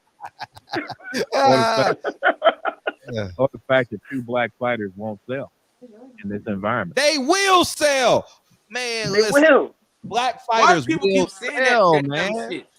Black fighters sell. Tank Davis sold out 19,000. Earl Spence put 40,000 people against Ugas. It sells. Someone said Michael Jordan. Michael Jordan sells. No, I'm talking LeBron boxing. James sells. It's the same thing, though. Greatness. Okay. Is All right, hold on, Fred. I gotta ask the man something. Who's the highest selling boxer all time? You tell me. I don't know. That nigga right there. You got him on your wall? Floyd. Yeah, the boxer, not the promoter. What's the difference? Yeah, but how did he make that money? He didn't make that money from black fighter. You sounded like Bill Hader now. Floyd that money fighting Mexicans, man. However he did it, he's still black. Hold on, my brother. You do know he fought Shane Mosley. You do know he fought Zav Judah. You do know that, right? And those wasn't that after Asa De La Hoya? I'm talking about them big money fights. Them big money fights were racial based, Sir. The big money fight was him versus Shane Mosley. That was a big money fight. Him versus Zav Judah. Big money fight. All those fights were after De La Hoya. Okay, and this is what I'm gonna tell you too. All right, what about Andre Berto? Hold on. The situation, the economic. What about Andre Berto? The economic situation in the black community at that particular time, right, is different from what it is now. Boy, you got more excuses than a brother going to jail. You got more excuses than a nigga at a child support hearing. Listen, bro. Fred lives in L.A. Fred lives in Los Angeles. Ask Fred how many of them homeless people out there on them streets. What percentage of them are black? Bruh, Mike, you wouldn't even have accountability for people killing each other. You blame it on oppression. What the fuck? Man, it's a lot of white people that's homeless in LA. Trust me. A lot of Mexicans, whites, Asians, everybody. It's a lot of them. Man, listen, I'm not gonna let you off the hook with this shit, man. Listen. I love my black people. Homeless in LA. Listen, I love my black people. I serve my community. I took less money to serve my community for 5 years working at Job Corps. Listen to what I'm telling you. In the words of the great philosopher Earl Stevens, everybody got choices, man. You know what I'm saying? All right. Niggas gotta get off their ass and go get that bag. In the words of the great philosopher Lee Russell. If I'm not mistaken, no lie though, I be seeing more homeless Mexicans and white people where I live in California. I'm not making that up at all. Hey, listen, this caller here. Hey, can I say something? Hold on. This caller here. Hold on. This caller here, brother. Do you follow Tariq? What's that? Tariq Nasheed. I know who he is. Yeah. Yeah. Go ahead. Go ahead, Detroit. No, you sound like he's with him. And Dr. Umar. You familiar with him? I know who he is. Yeah, I know who he is. Yep. I figured this. Yep. Go ahead, Kyle. No, but you know what? I don't. My perceptions on life have very little to do with those individuals. This is what I'm saying though. This is what I'm saying though. My own term. I've done my own studying. Big Mike, check it out though. Big Mike. Big Mike. This is the thing about it though. Go ahead. There's an interview out right now. Right? It's the guy, he a rapper, he was on $1 Million Worth of Game. Mace. Huh? Oh yeah, 504. I saw the Oh yeah. The nigga that listen, I see this is the thing about it. When people say, oh man, y'all don't give Bob Arum hard. We expect Bob Arum to rob niggas. It's expected for him to rob niggas. You mean? I don't expect niggas to rob niggas though. Said Mace robbed him. Right? Robbed him. And then that, you wanna know what's crazy about that? Mace was bitching and complaining about Diddy robbing him. Yeah, it's and then he robbed. Come on, man. It's cyclical. You're supposed to be a fucking pastor, you piece of dog shit. Nah, man. Like pastors ain't robbing motherfuckers every motherfucking Sunday. What you mean? Yeah, like pastors ain't robbing motherfuckers every Sunday. Yeah, I mean, I understand where he says where there's systematic oppression, it's against us, but lazy niggas, man, lazy niggas can't come in here and say, nigga. Nah.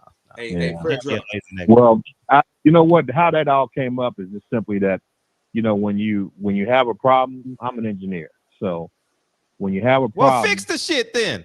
Then you fix it, right? You figure out how to fix it. The problem is we gotta look in the fucking mirror. The problem is, go ahead. I'm sorry, I'm just getting excited because I'm just saying when you have a problem, you know, you figure out how to fix it, right? And so you cannot fix a problem unless you can fully define what that problem is. You understand the problem space, right? You understand the problem space. You understand the different aspects and of that particular problem. So for me, I think that the problem with the fight where it cannot be made is there's not enough money to get these fighters. It is enough money. Al tricked these niggas off, man. It is enough money. Al Haymon conned these niggas, man. He got them motherfuckers so good. Hey, you know Danny Garcia's fighting this week, right? Ain't no promotion on that motherfucker. You know Gary Antoine Russell's fighting this week. Ain't no promotion for this motherfucker. You know I saw today that motherfucking Vito Vicky. What, that motherfucker got a all access. Is he fighting this week? Al Haymon is a part of the problem, just like Mace is a part of the problem. Yeah, all these niggas are a part of the problem, dog. All of them. Mark Jackson. Talking about two levels. They are the problem. Hey, Fredro, in the words of the great philosopher Michael Joseph Jackson, I'm talking with the man in the mirror. I'm asking him to change his ways. No message can get any clearer. If you want to make the world a better place, just look at yourself and make that change. I agree, and that's the key to it all. I agree with that. No question. Man, we've been hoodwinked, bamboozled. All these motherfuckers got us, man. You know what I mean? LeBron James telling us to vote for Biden. Ice Cube said, I got $500 billion for us, y'all. LeBron James said, vote Biden. I got $500 billion. Come on, man. Like this shit is becoming cyclical, man. Like it's getting out of hand. It's becoming who the what now? Cyclical, like.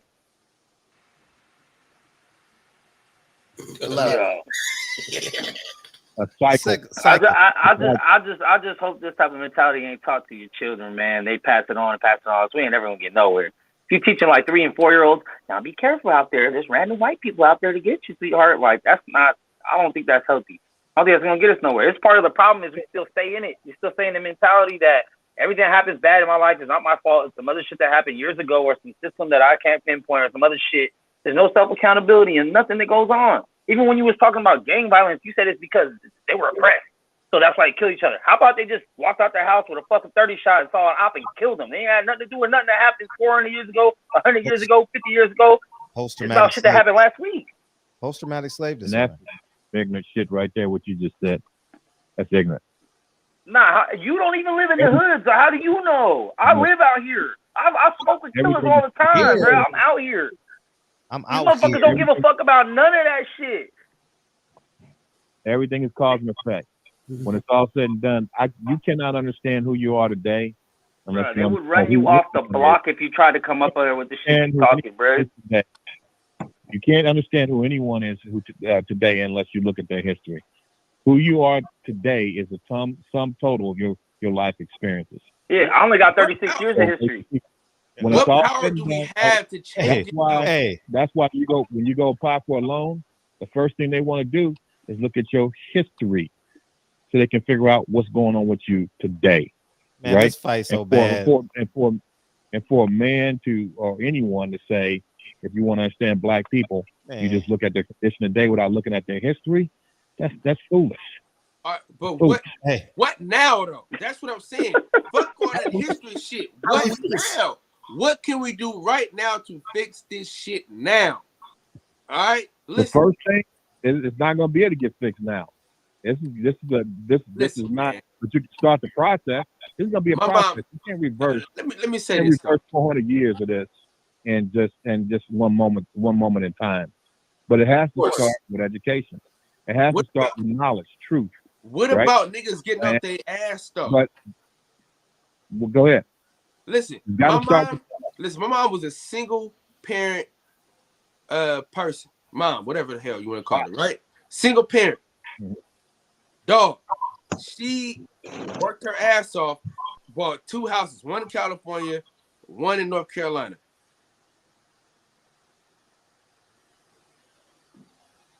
I mean, I mean, can't nobody else do that? What I'm saying to you, Kyle, is everyone's not going to be like your mother, man. Your mother is an exception to the norm. Well, who fought his? She didn't know. she's not an exception. What These they were bum called, ass man, niggas what are they the called- exception. No. See, Good you point. got it twisted. See, these bum ass niggas are the exception. We are the fucking normal. See, that's the problem. See, y'all niggas living in fantasy land. See, nah, nigga, I'm the majority in this motherfucker. I'm getting off my ass and going to get that goddamn bag. Them niggas, they ain't getting they shit together. Fuck that. No, they not normal. Them niggas ain't normal. I'm normal. Me, Fred, Hannibal, BC, we normal niggas. Niggas like Mex, they ain't normal. No. Fuck you, man. Fuck you. Listen. Hey, for all y'all motherfuckers doing so much crying about oppressing and being singled out, y'all do that shit to me every fucking night, and I ain't up here crying about shit. So fuck all y'all crybaby ass motherfuckers, man. Hey, Max, that shit is old as fuck. Y'all motherfuckers hurt me every night, so I know y'all motherfuckers hurt. Here's the thing. I know you think because I say certain things, I come on and say certain things, that oh man, I'm playing the victim and all that. But I can run right down to the bank, right down the street from my house, and put my hands on a cool. This is the bank I own down there. Put my hands on a cool $250,000. Attaboy. I like that. So, I like that. Here's the deal. I like what that I'm saying, I like to hear that that. ain't Fred's money. That ain't Fred's money, but here's the deal. It ain't Fred's money, but here's the deal. I ain't got your money. I can run right down the street. That's one of my banks. So I'm not on here talking about my situation for me. I'm talking about our situation as a people. Yeah, we gotta kill these niggas, man. We like- gotta kill these niggas, man. Did you see the girl talking about she from Compton Block Crip, Santana? Oh, bruh.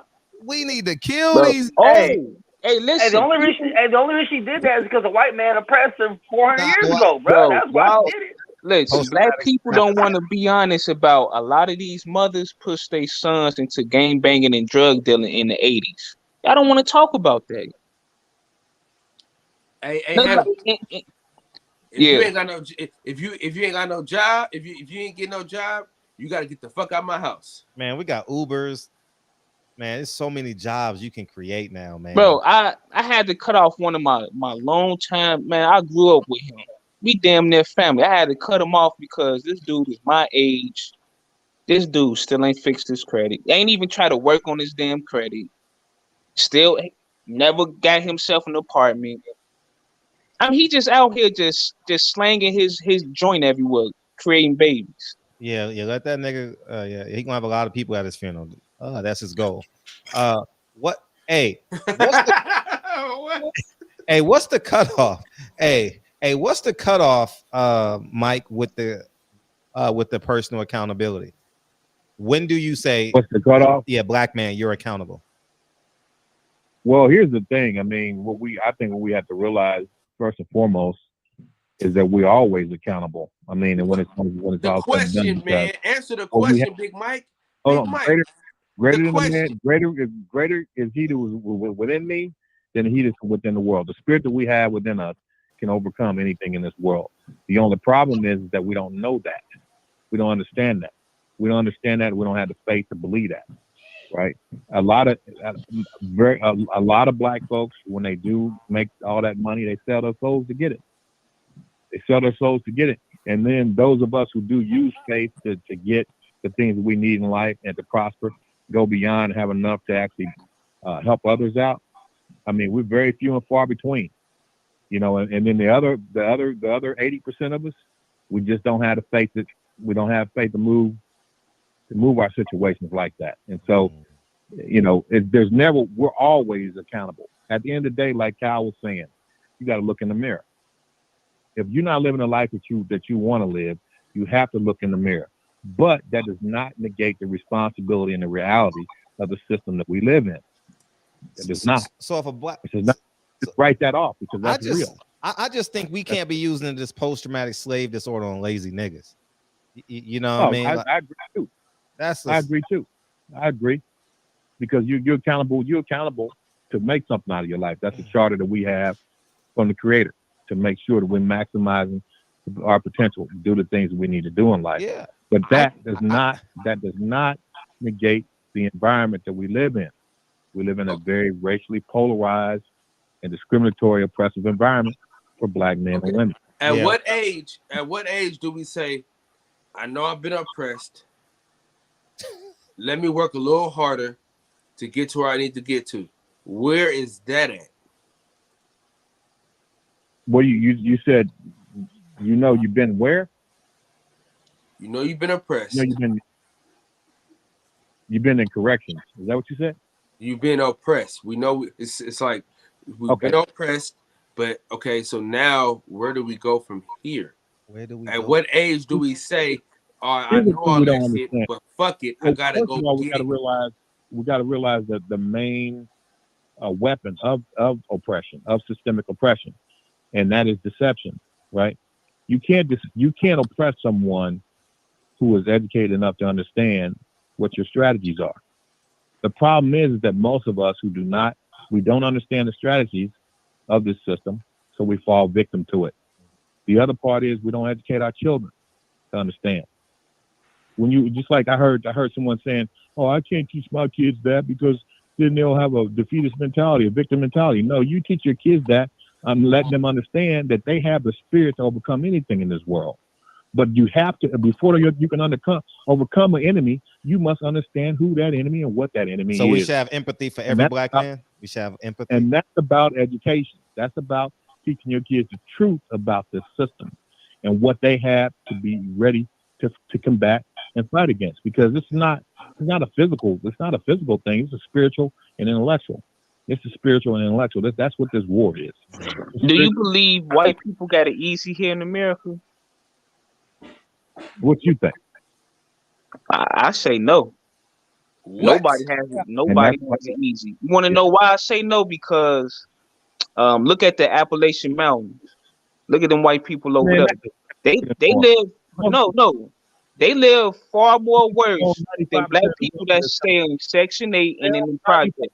Of everything, they own 95% of everything in this country. No. All right, now let me say this. And this the problem with black people. This how I know black people don't read and don't pay attention. Those white people in the Appalachian Mountains, they living conditions is just far worse than ours, man. I'm not even trying to. They ain't got it easy here in America. Hold on. Did he say that the broke white people in the Appalachians own this shit? What? I just want to make sure I heard that correctly. You say that the people in Appalachians own 90% of shit when they brokers and broke. I said that white people in this country as a whole, as a community, as a group of people, own 95% of the wealth.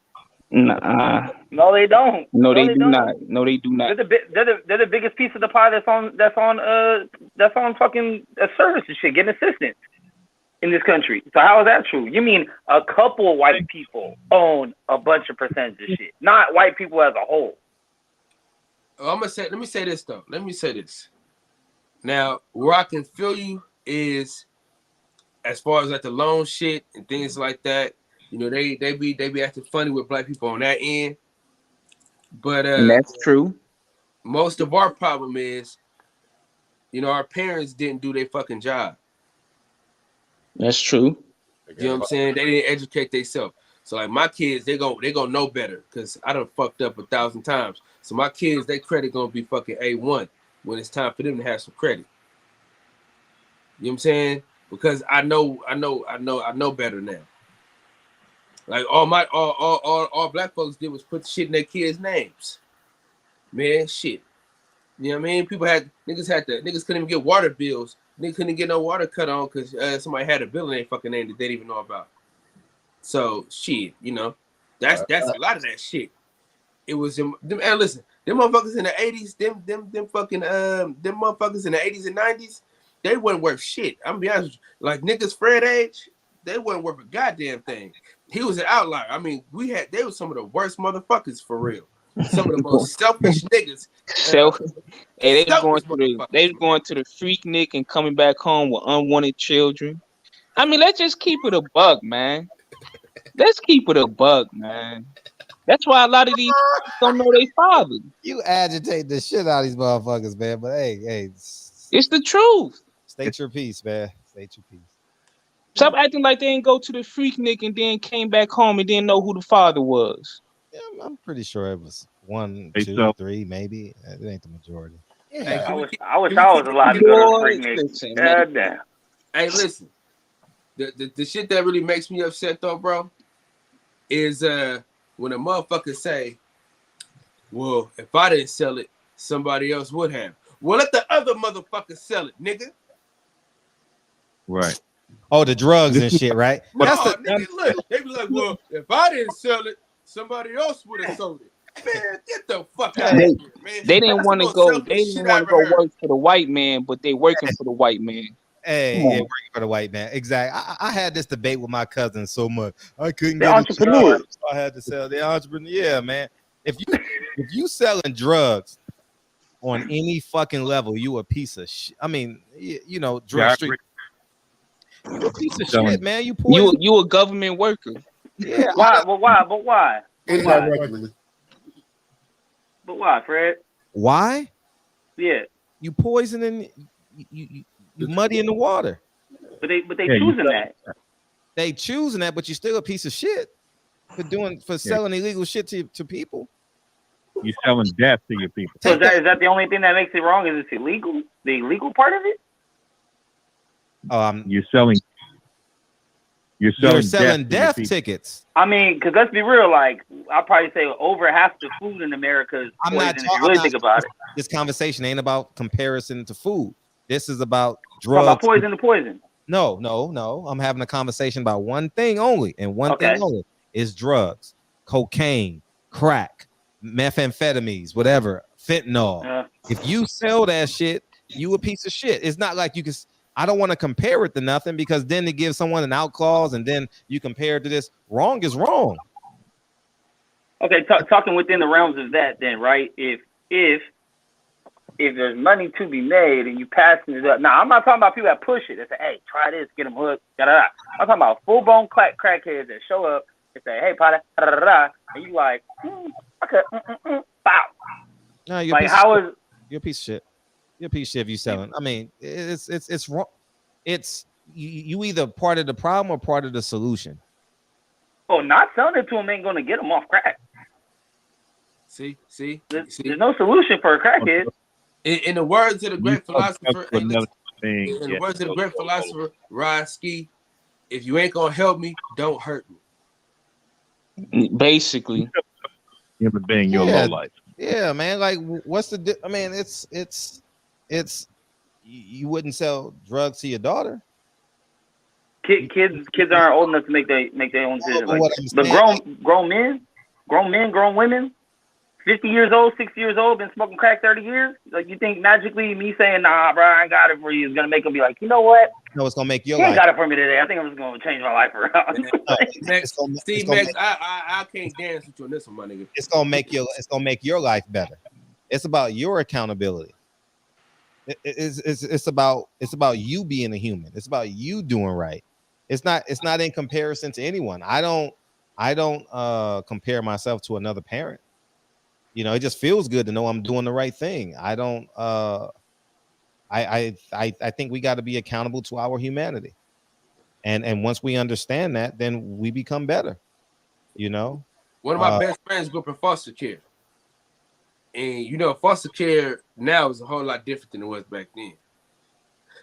And shit was fucked up. Them people on them drugs and shit like that, them kids was fucked up. You know what I mean? Shit, I'm telling you, man, the people of Fred age group, man, that 40, 45 to 55, well, they wasn't shit. I'm telling you. Them niggas was some of the most selfish motherfuckers I ever cousins with this shit all the time. I agree with you on that shit. Like, if you got a family, you fucking off on drug shit. Like, I'm talking about like full on drug addicts that just left their family already. They left, sold their house off. They live in a tent outside. The fact that you put yourself in that environment is on you. Why is the conversation, am I going to sell this person drugs? The conversation is, how am I getting my family out of this community that's strung out on drugs? Like what's the offensive move?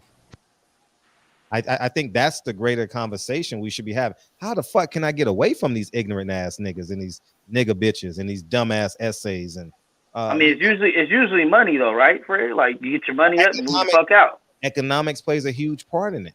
And guess what makes a lot of economic sense? Yeah, I understand that, but that's where you gotta grow up.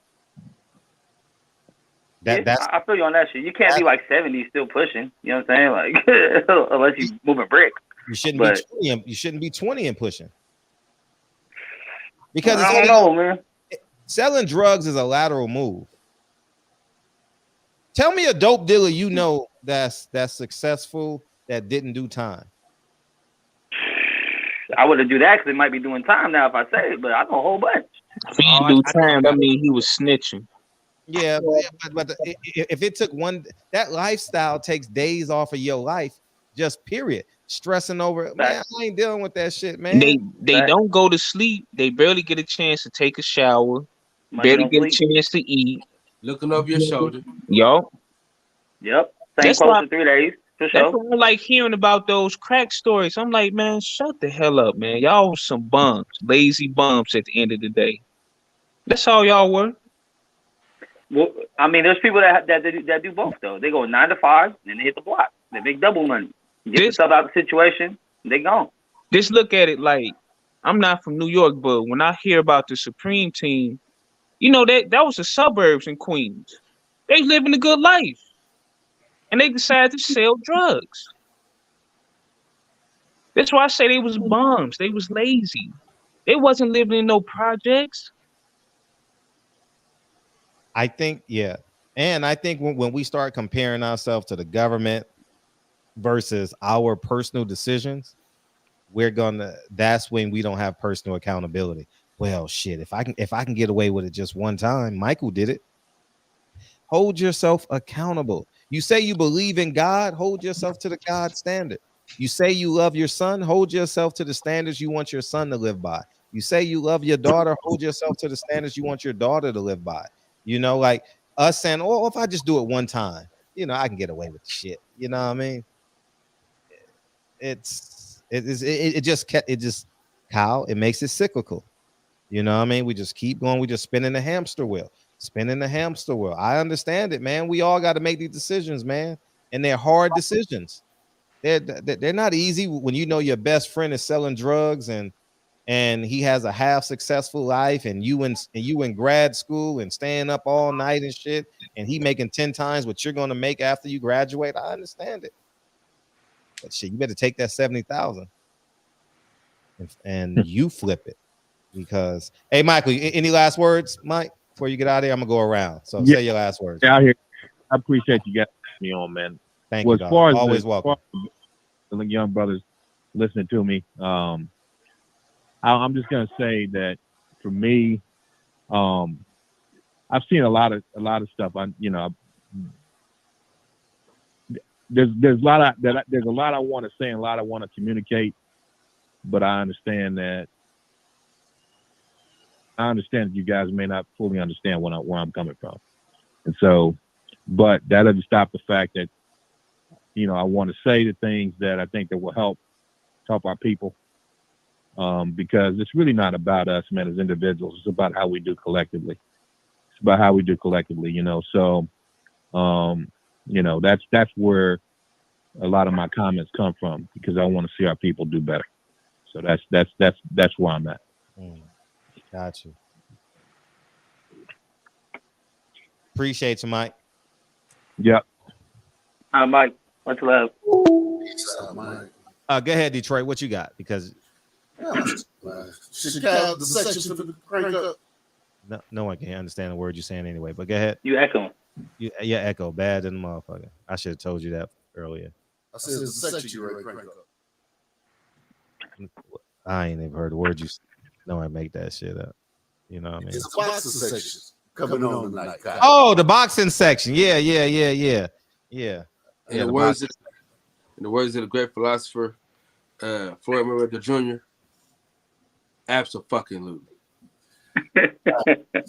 Peace to the panel. Appreciate it. Thank you, dog. Hey, Detroit sound like the dude that used to introduce Michael Jordan back in the day. Oh yeah. At guard. Oh man, From North Carolina. Yeah, I like that. Man, I miss those days in Chicago. Man, I'm surprised they didn't kill Jordan. Shit, you know, I mean, they running in churches. Shit, they should have ran into the motherfucking stadium, Bull Stadium. Pass it together. Shit, they should have ran in there. Appreciate you, Detroit. All right, dog. Thanks, dog. Appreciate you. All right, Hamza, what you got, dog? Nothing. You know, appreciate you letting me come on and be a troublemaker as always, man. Oh, it's fine. It's fine. It's fine. Hey, Cal. When y'all doing that meetup again for the box? August 13th. August 13th at the Vegas. At the Lion. Man, I might slide with y'all. Let's go. Yeah, I'm gonna slide with y'all. I ain't got shit to do on the weekend. I'll be off. Yeah. We listen. We'll be more than happy to have you, man. For real. Yeah. Yeah. I just I keep my my ears open. I subscribe and listen to your YouTube. You know. Mm-hmm. And listen, you can come over there. You can come to my channel and cause some trouble too. Max does it every night. Yeah. Now I'll be at work. Oh yeah. You and DJ be a great conversation. Yeah, y'all should go over there and holler at DJ. Hey, who's the other guy? I don't know his name. Oh man. Oh yeah. Go fuck with Centos. I don't know why I drew a blank off Centos' name. Go fuck with Centos tonight. That'll be cool. Go fuck with him. Yeah. What's your Instagram, Kyle? The boxing section. All right. Yeah. I'll communicate with you through there. All right. I'm out, y'all. Peace. Appreciate you, boom. I got a cousin who was big time. Everyone called me lame. Now I've been making 6 figures since 31. Let me say that shit again, because I got some 19-year-old nigga that got a dime sack that's trying to make $20, trying to be a drug dealer. Hey, I got a cousin who was big time. Everyone called me lame. I've been making 6 figures since age 31. My cousin got caught and always saying what he had. Now the lame is me saying, homie, look what I got. Exactly my point. Like niggas call me lame. I get that shit all the time, man. You know what I mean? Like coon. What else? Someone called me a coward yesterday because I wanted to go home. Scary. Someone called shit. I'll be scary for your. Now I'm going home. You know, and I've had these conversations with my cousins, man. I'm the only cousin of my generation, male cousin, that didn't sell drugs. Only. I'm the only cousin. Well, I've been shot at, but I told you guys, not directly shot at like in the street, but sold drugs or got shot at. I'm the only one. I'm not telling you God honest truth. Male cousins. I got a male cousin that did time for multiple murders, admitted murders, like got caught, you know. So I think my cousins have killed over 20 people. No cap. Yeah, my cousins are vicious, man. My cousins were ruthless, man, in the New York streets, man. And I just didn't.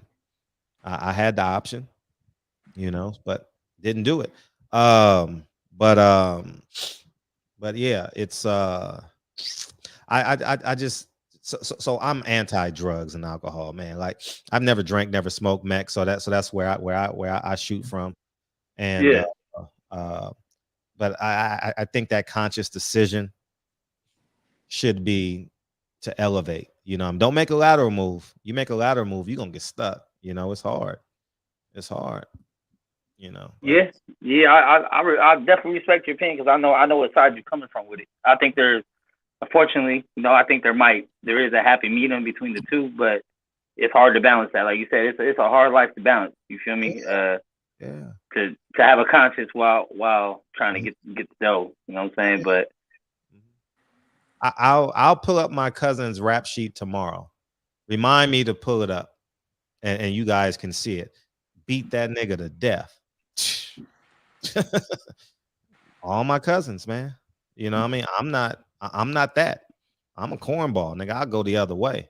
Nah, I'll jump out the car like Trey. Nigga, I ain't doing that. Man, listen, I'm scary. Fred ain't got nothing to do with wrong. I'm a scary motherfucker. You know, I'll pull up my cousin's rap sheet tomorrow. I've seen it. You know, we'll discuss it tomorrow.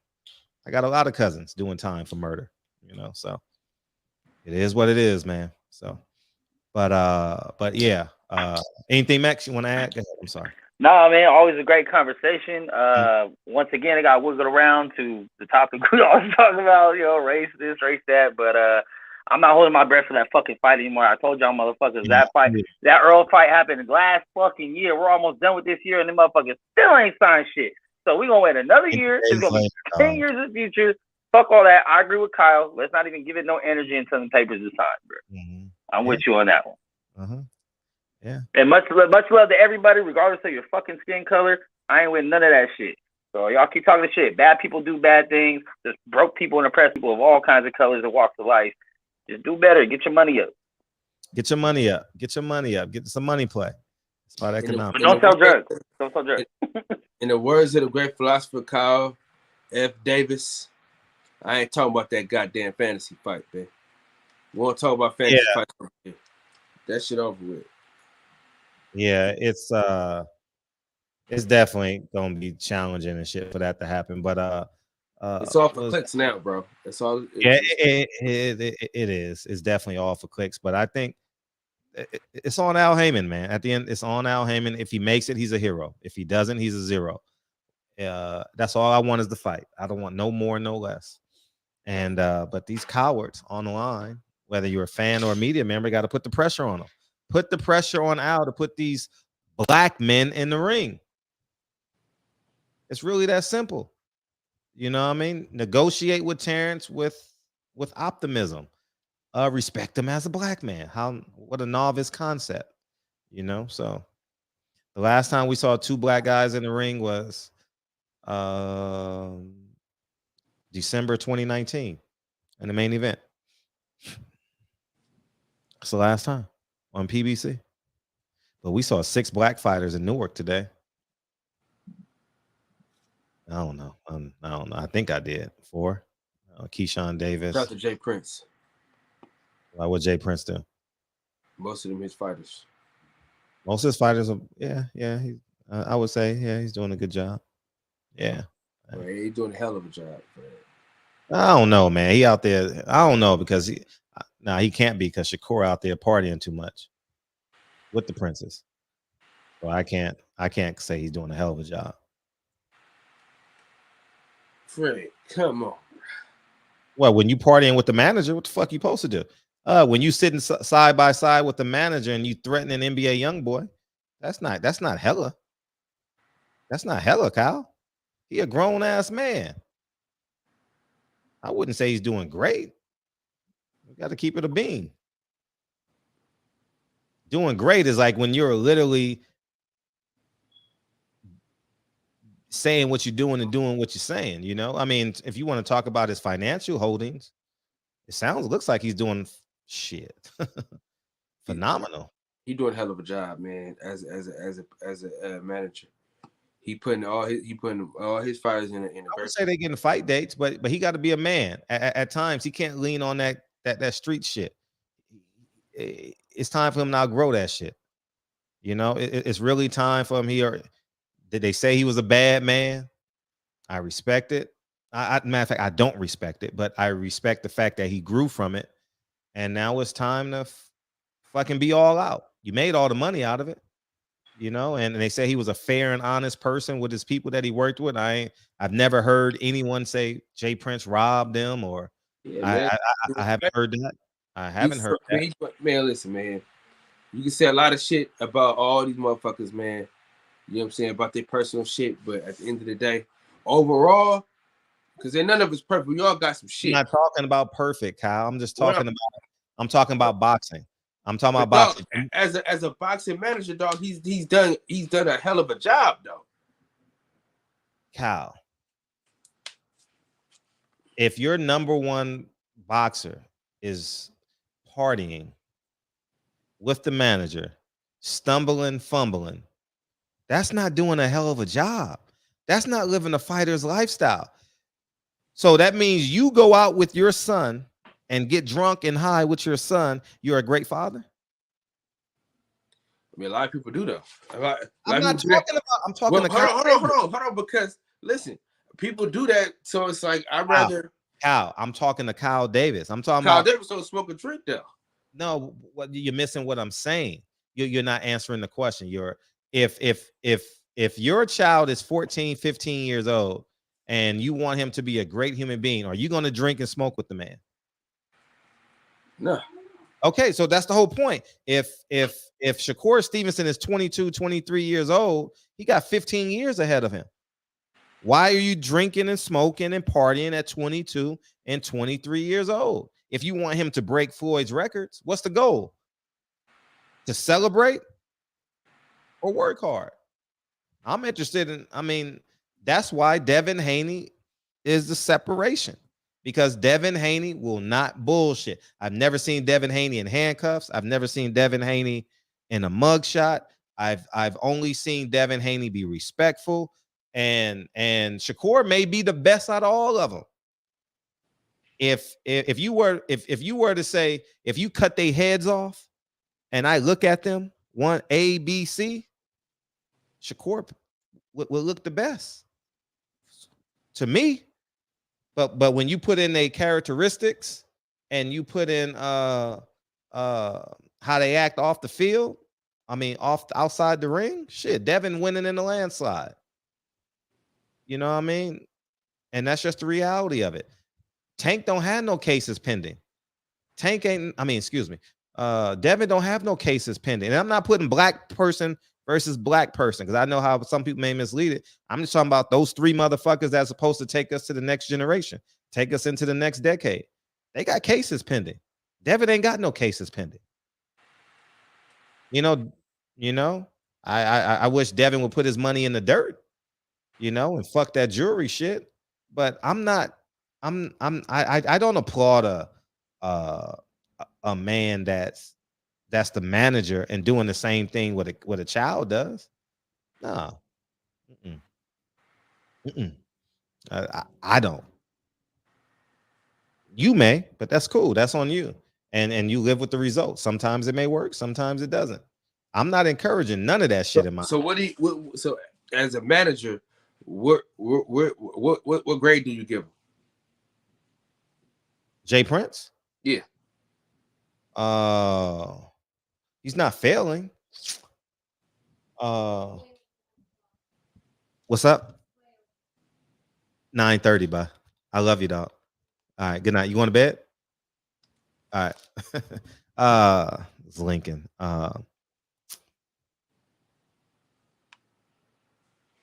I would say he's well above average in terms of getting the fight dates, but he doesn't get an A from me. He doesn't get an A he doesn't get an A because B, maybe. He's getting the fight dates, they're getting paid handsomely, but he got to take his foot off of that street shit. You have to. Fred, bro. There's no way you get a nigga a B. When everybody winning, everybody getting hella fights, everybody getting what they want. You can't get a nigga no B because some street shit. Where the street shit? He don't bring the street shit into the business, into the boxing business. Did you see that NBA YoungBoy Shakur Stevenson video? That was separate. That Jay Prince and NBA YoungBoy was separate from Shakur Stevenson and that, because they got his stuff back, and then the NBA YoungBoy was like started talking crazy about Jay Prince. I didn't ask you for the explanation. I said, did you see Jay Prince in a video with Shakur Stevenson? Yeah. Why? Because they got the stuff back from the dude. That's his favorite rapper, man. Huh? The point is, see, you still want to be cool, Kyle. And that's cool. You can be cool, Kyle. But would you want your son standing next to Jay Prince talking about, oh, if you don't give him back my shit, you know what's going to happen? No, you wouldn't. He never said that. So what is he implying then, Kyle? What is he implying? Fred, what's the point? The point was pressure. All he did was get the man's stuff back. The point was pressure. The point was to apply street pressure at the end of the day. If that's cool, that's cool. But I'm not into the street shit. So you give him a B. A B. Yes. So one thing gets you a B. One thing. Shakur got pending cases, man. What case he got? That shit in Miami. It's not over yet. What shit in Miami? Do shit from like when he was a kid? No, he was 21. Talking about that fight he had? Yeah. That was years ago, brother. Don't matter. I ain't never seen Devin Haney do it. So if you're going to give someone an A, you got to give Bill Haney an A. Bill Haney, I never said he would. That's an A plus for me. But if that's an A plus, how can by your because own there's A plus, there's A and there's A minus, right? Oh, I don't know, Kyle. You making shit up as you go right now. Oh no, there's listen, no way. Both of the niggas get an A from me. Listen, no, it's no way. Listen, no way. I would not get an A from me. I would not. That shit's me. Listen, I'm gonna tell you one fucking thing. I don't give a fuck if your name is Jay Prince, Freeway Rick Ross. Name another nigga. You put my son in the middle of some street shit, I'm fucking you up.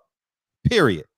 I don't give a fuck. I'm not playing that shit. I got one son, one daughter. I ain't no duplicates, ain't no rebirths, ain't no motherfucking do-overs. No, I ain't fucking with none of that shit. Period.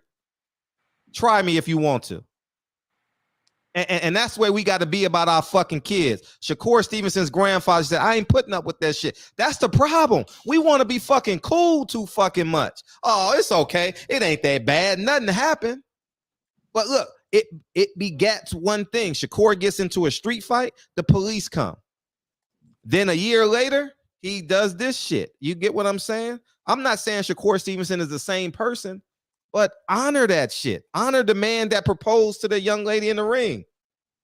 Why don't we honor that man? Why do we always got to revert back to street shit? We like ain't no honor amongst thieves. There's no honor. We got to hold people to the examples that we want for our children in real life. And if we don't do that shit, guess what we gonna get?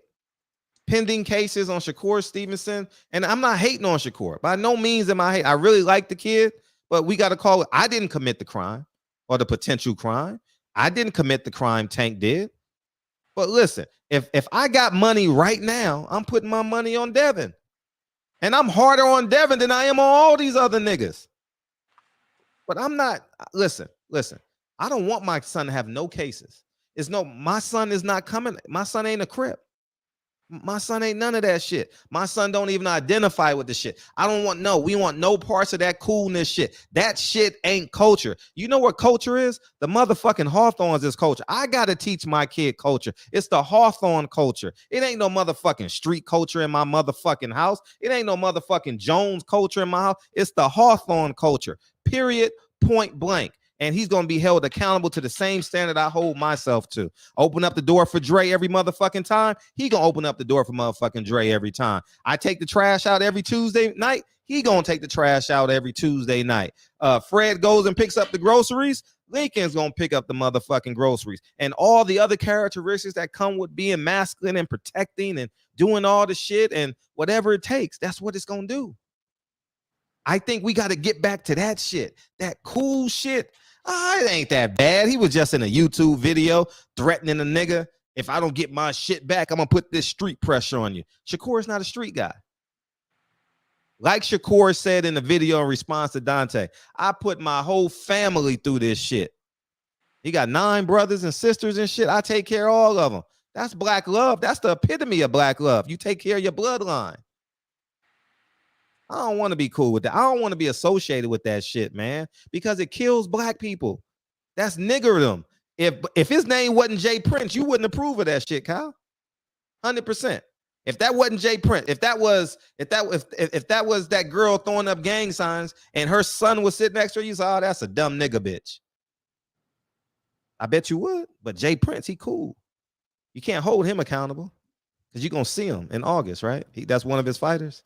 You're gonna be cool. You gonna be cool, Kyle? Ain't no nigga. Hey, listen, ain't no nigga more cooler than me. I don't give a fuck who you are. That's why I got the name Cool Kyle, because I'm cooler than everybody. But at the end of the day, though, Fredro, listen to what I'm saying, though. Yeah, I'll let you go. Go ahead. Sorry. At the end of the day,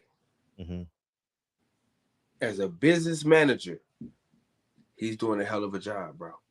So if his son, who is the co-manager, is high and drunk with the Floyd Mayweather of his stable, partying and shit, drinking and smoking, eyes closed, do you get an A for that shit?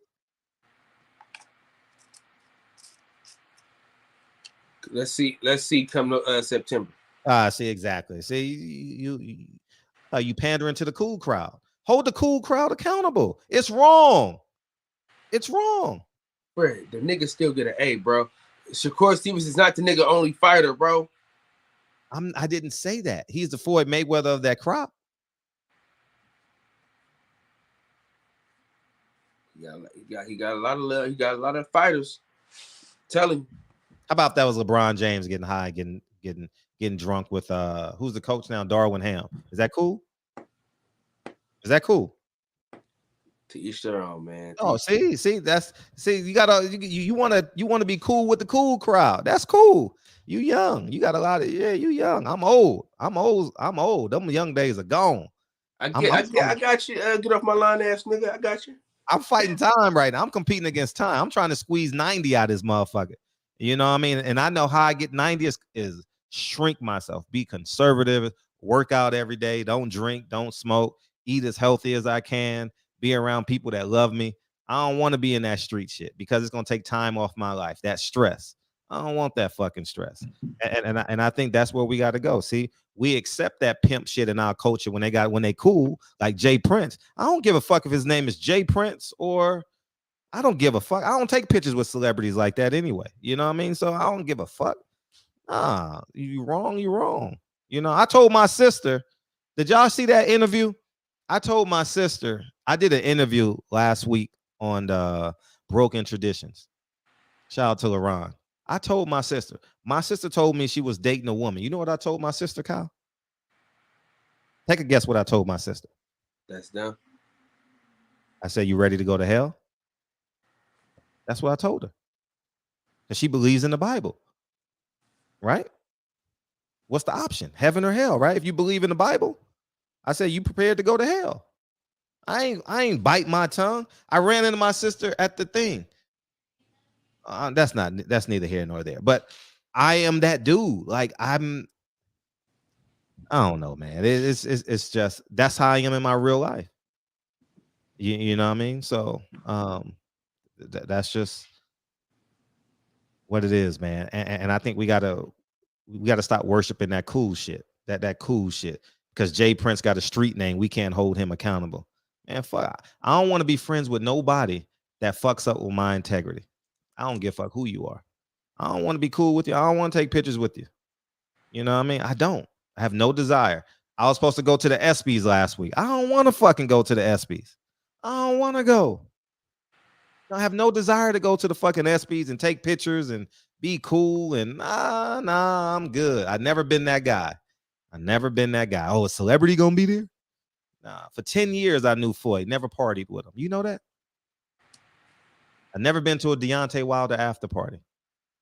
Never been to an Earl Spence after party. Was invited, never went. I don't want to party with these niggas. I have no desire to be next to it. I don't want to see a fighter drink and smoke.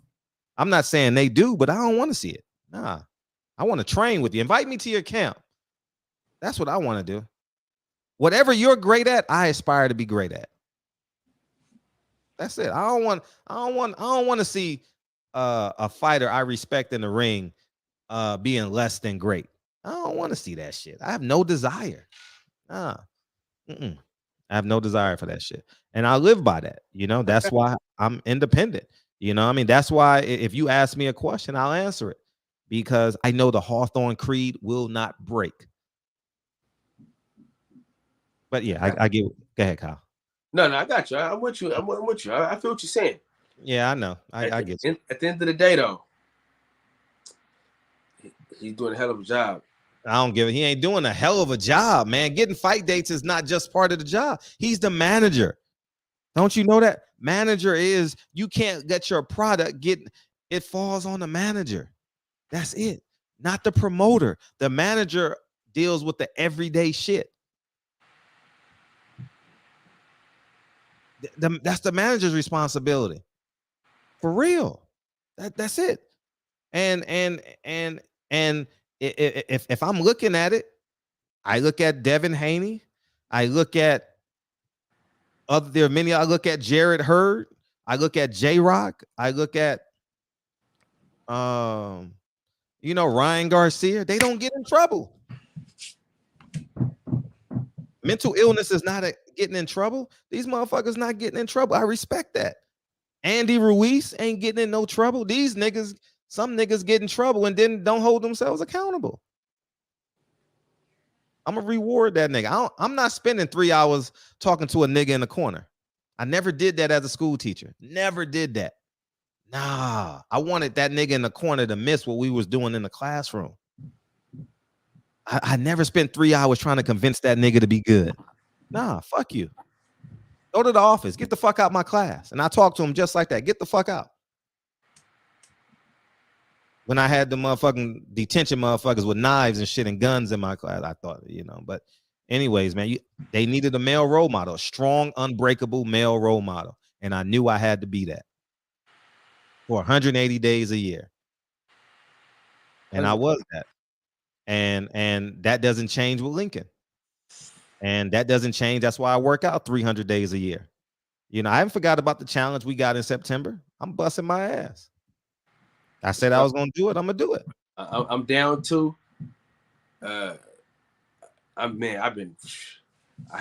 listen, I'm damn near about to go vegan for a little bit.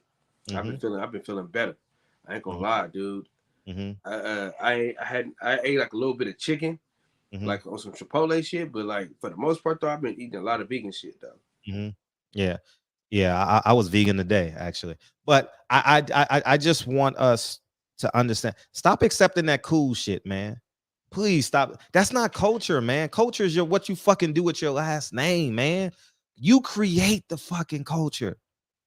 I know it because I see it in my fucking son. I went to ballet class today. That's Hawthorne culture now. Bruh, listen, I can't, bruh. I've been looking for gymnast classes in ballet because my daughter be dancing, flipping all around and shit. You know what I'm saying? I can't wait to do that shit, bro. $10 a class. I can't wait. I couldn't believe it. $10 a class. Unfucking believable. I was like, Dre, how much is this? $10? $10 a class? 50 minutes. I says, I feel like I'm robbing the bank. I'm like, I feel guilty. I'm like, we got to tip the teacher or something. You know what I mean? like, you know what I mean? Like, yeah, I gotta look. I'm gonna look that shit up for sure though. Tomorrow. Yeah, it's our first 2 days, and that's it, man. It's not by accident. I work out with Lincoln every Saturday in basketball. So it's intentional, So, be the example, man. Everything outside of your house don't matter, man. And I'm telling you guys this from experience, man. I had a conversation. I had a great conversation with one of my female friends today, and we were just talking about like my evolution, and how I went from cool Fred to conservative Fred. But I understand people get there at different times. But my job is to accelerate their shit because it works. The shit works, man. Being conservative and consistent works. I'm not talking about your political affiliation. I'm talking about cutting off all the fat, cutting off gang culture, rap culture, politics culture. Cut all that shit off and stay in your house. You know what I mean? Understand the love language of all your kids, your wife, your husband. You got to understand people's love language in your house. If not, it's just going to be motherfucking 4 people, 5 people going in 5 different directions. I said a lot, man. I'm done. Well, listen, man. The shop is closed till tomorrow. Damn, boxing section is open. Live for the after party. Y'all pull up, man. The link is in the chat. If you want to join the panel, link is in the chat. Also, tomorrow we're doing a director's cut of the documentary. Me and my boy Josh, we're gonna go live tomorrow.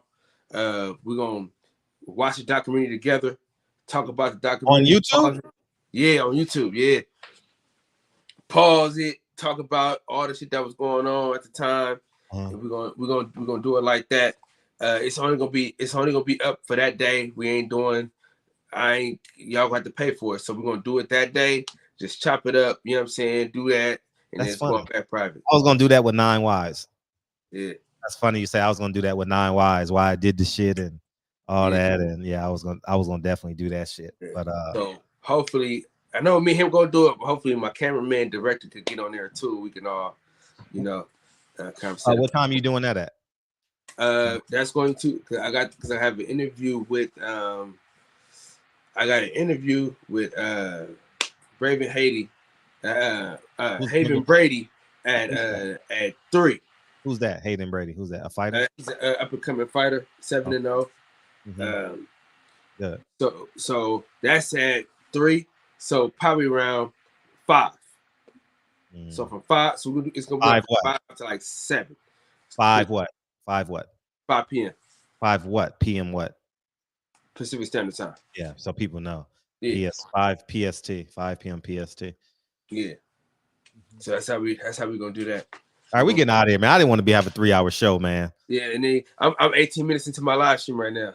Oh, okay, good. I wanted to get out of here by 10, man. Fuck that out. I'm waiting on you, Kyle. Nah, I already gave you the outro. We just did the outro. You just kept All right, going. please. All right, yeah, man. So, man, stop listening to the outside forces, man. Please stop listening to your outside forces, man. Don't listen to your mother-in-law, your auntie-in-law, your grandma, your uncle. They don't know what the fuck goes on in your house and make your house TikTok. You know what I mean? Fuck all of them. Fuck all of them. Make sure your house is intact. You know? That's it. And you're gonna be a happy person. We sitting at the dinner table fighting over politics. Fuck politics, man. How the fuck can we add 20 minutes to our day with our kids? Shit, fighting over politics at the dinner table.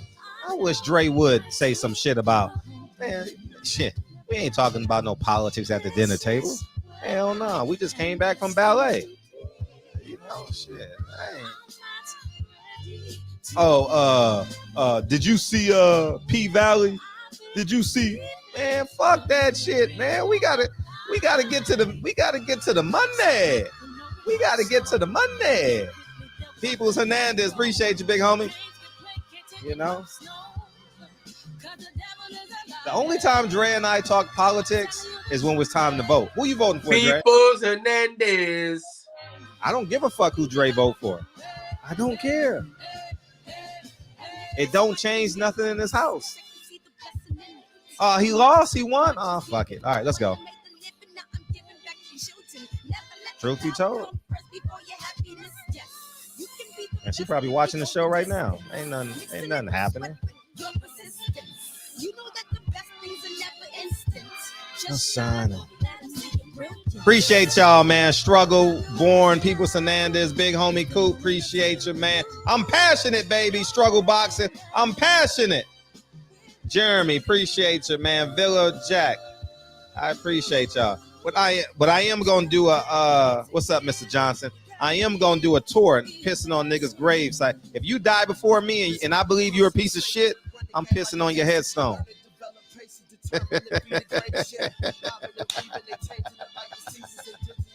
Oh, hey, if you a nigga in real life, if you a piece of shit in real life, you a piece of shit in the afterlife. That's a fact. That's what the Bible say.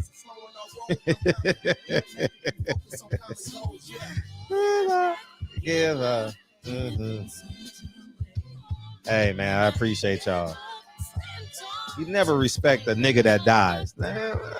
See, that's the problem. Our black pastors are lying to the people. Oh, he was a good man. He was born again. He may have had some trouble in the street. But I knew him when he was a kid, sitting in that pew at 7 years old, and his mama used to bring him to church. And then when he turned 27, it was the white man. The white man held him down, and he did the best of his abilities. God bless you. God bless you. God bless you. May God bless his motherfucking soul. Hallelujah. Amen. Appreciate y'all, man. I'm gone, man.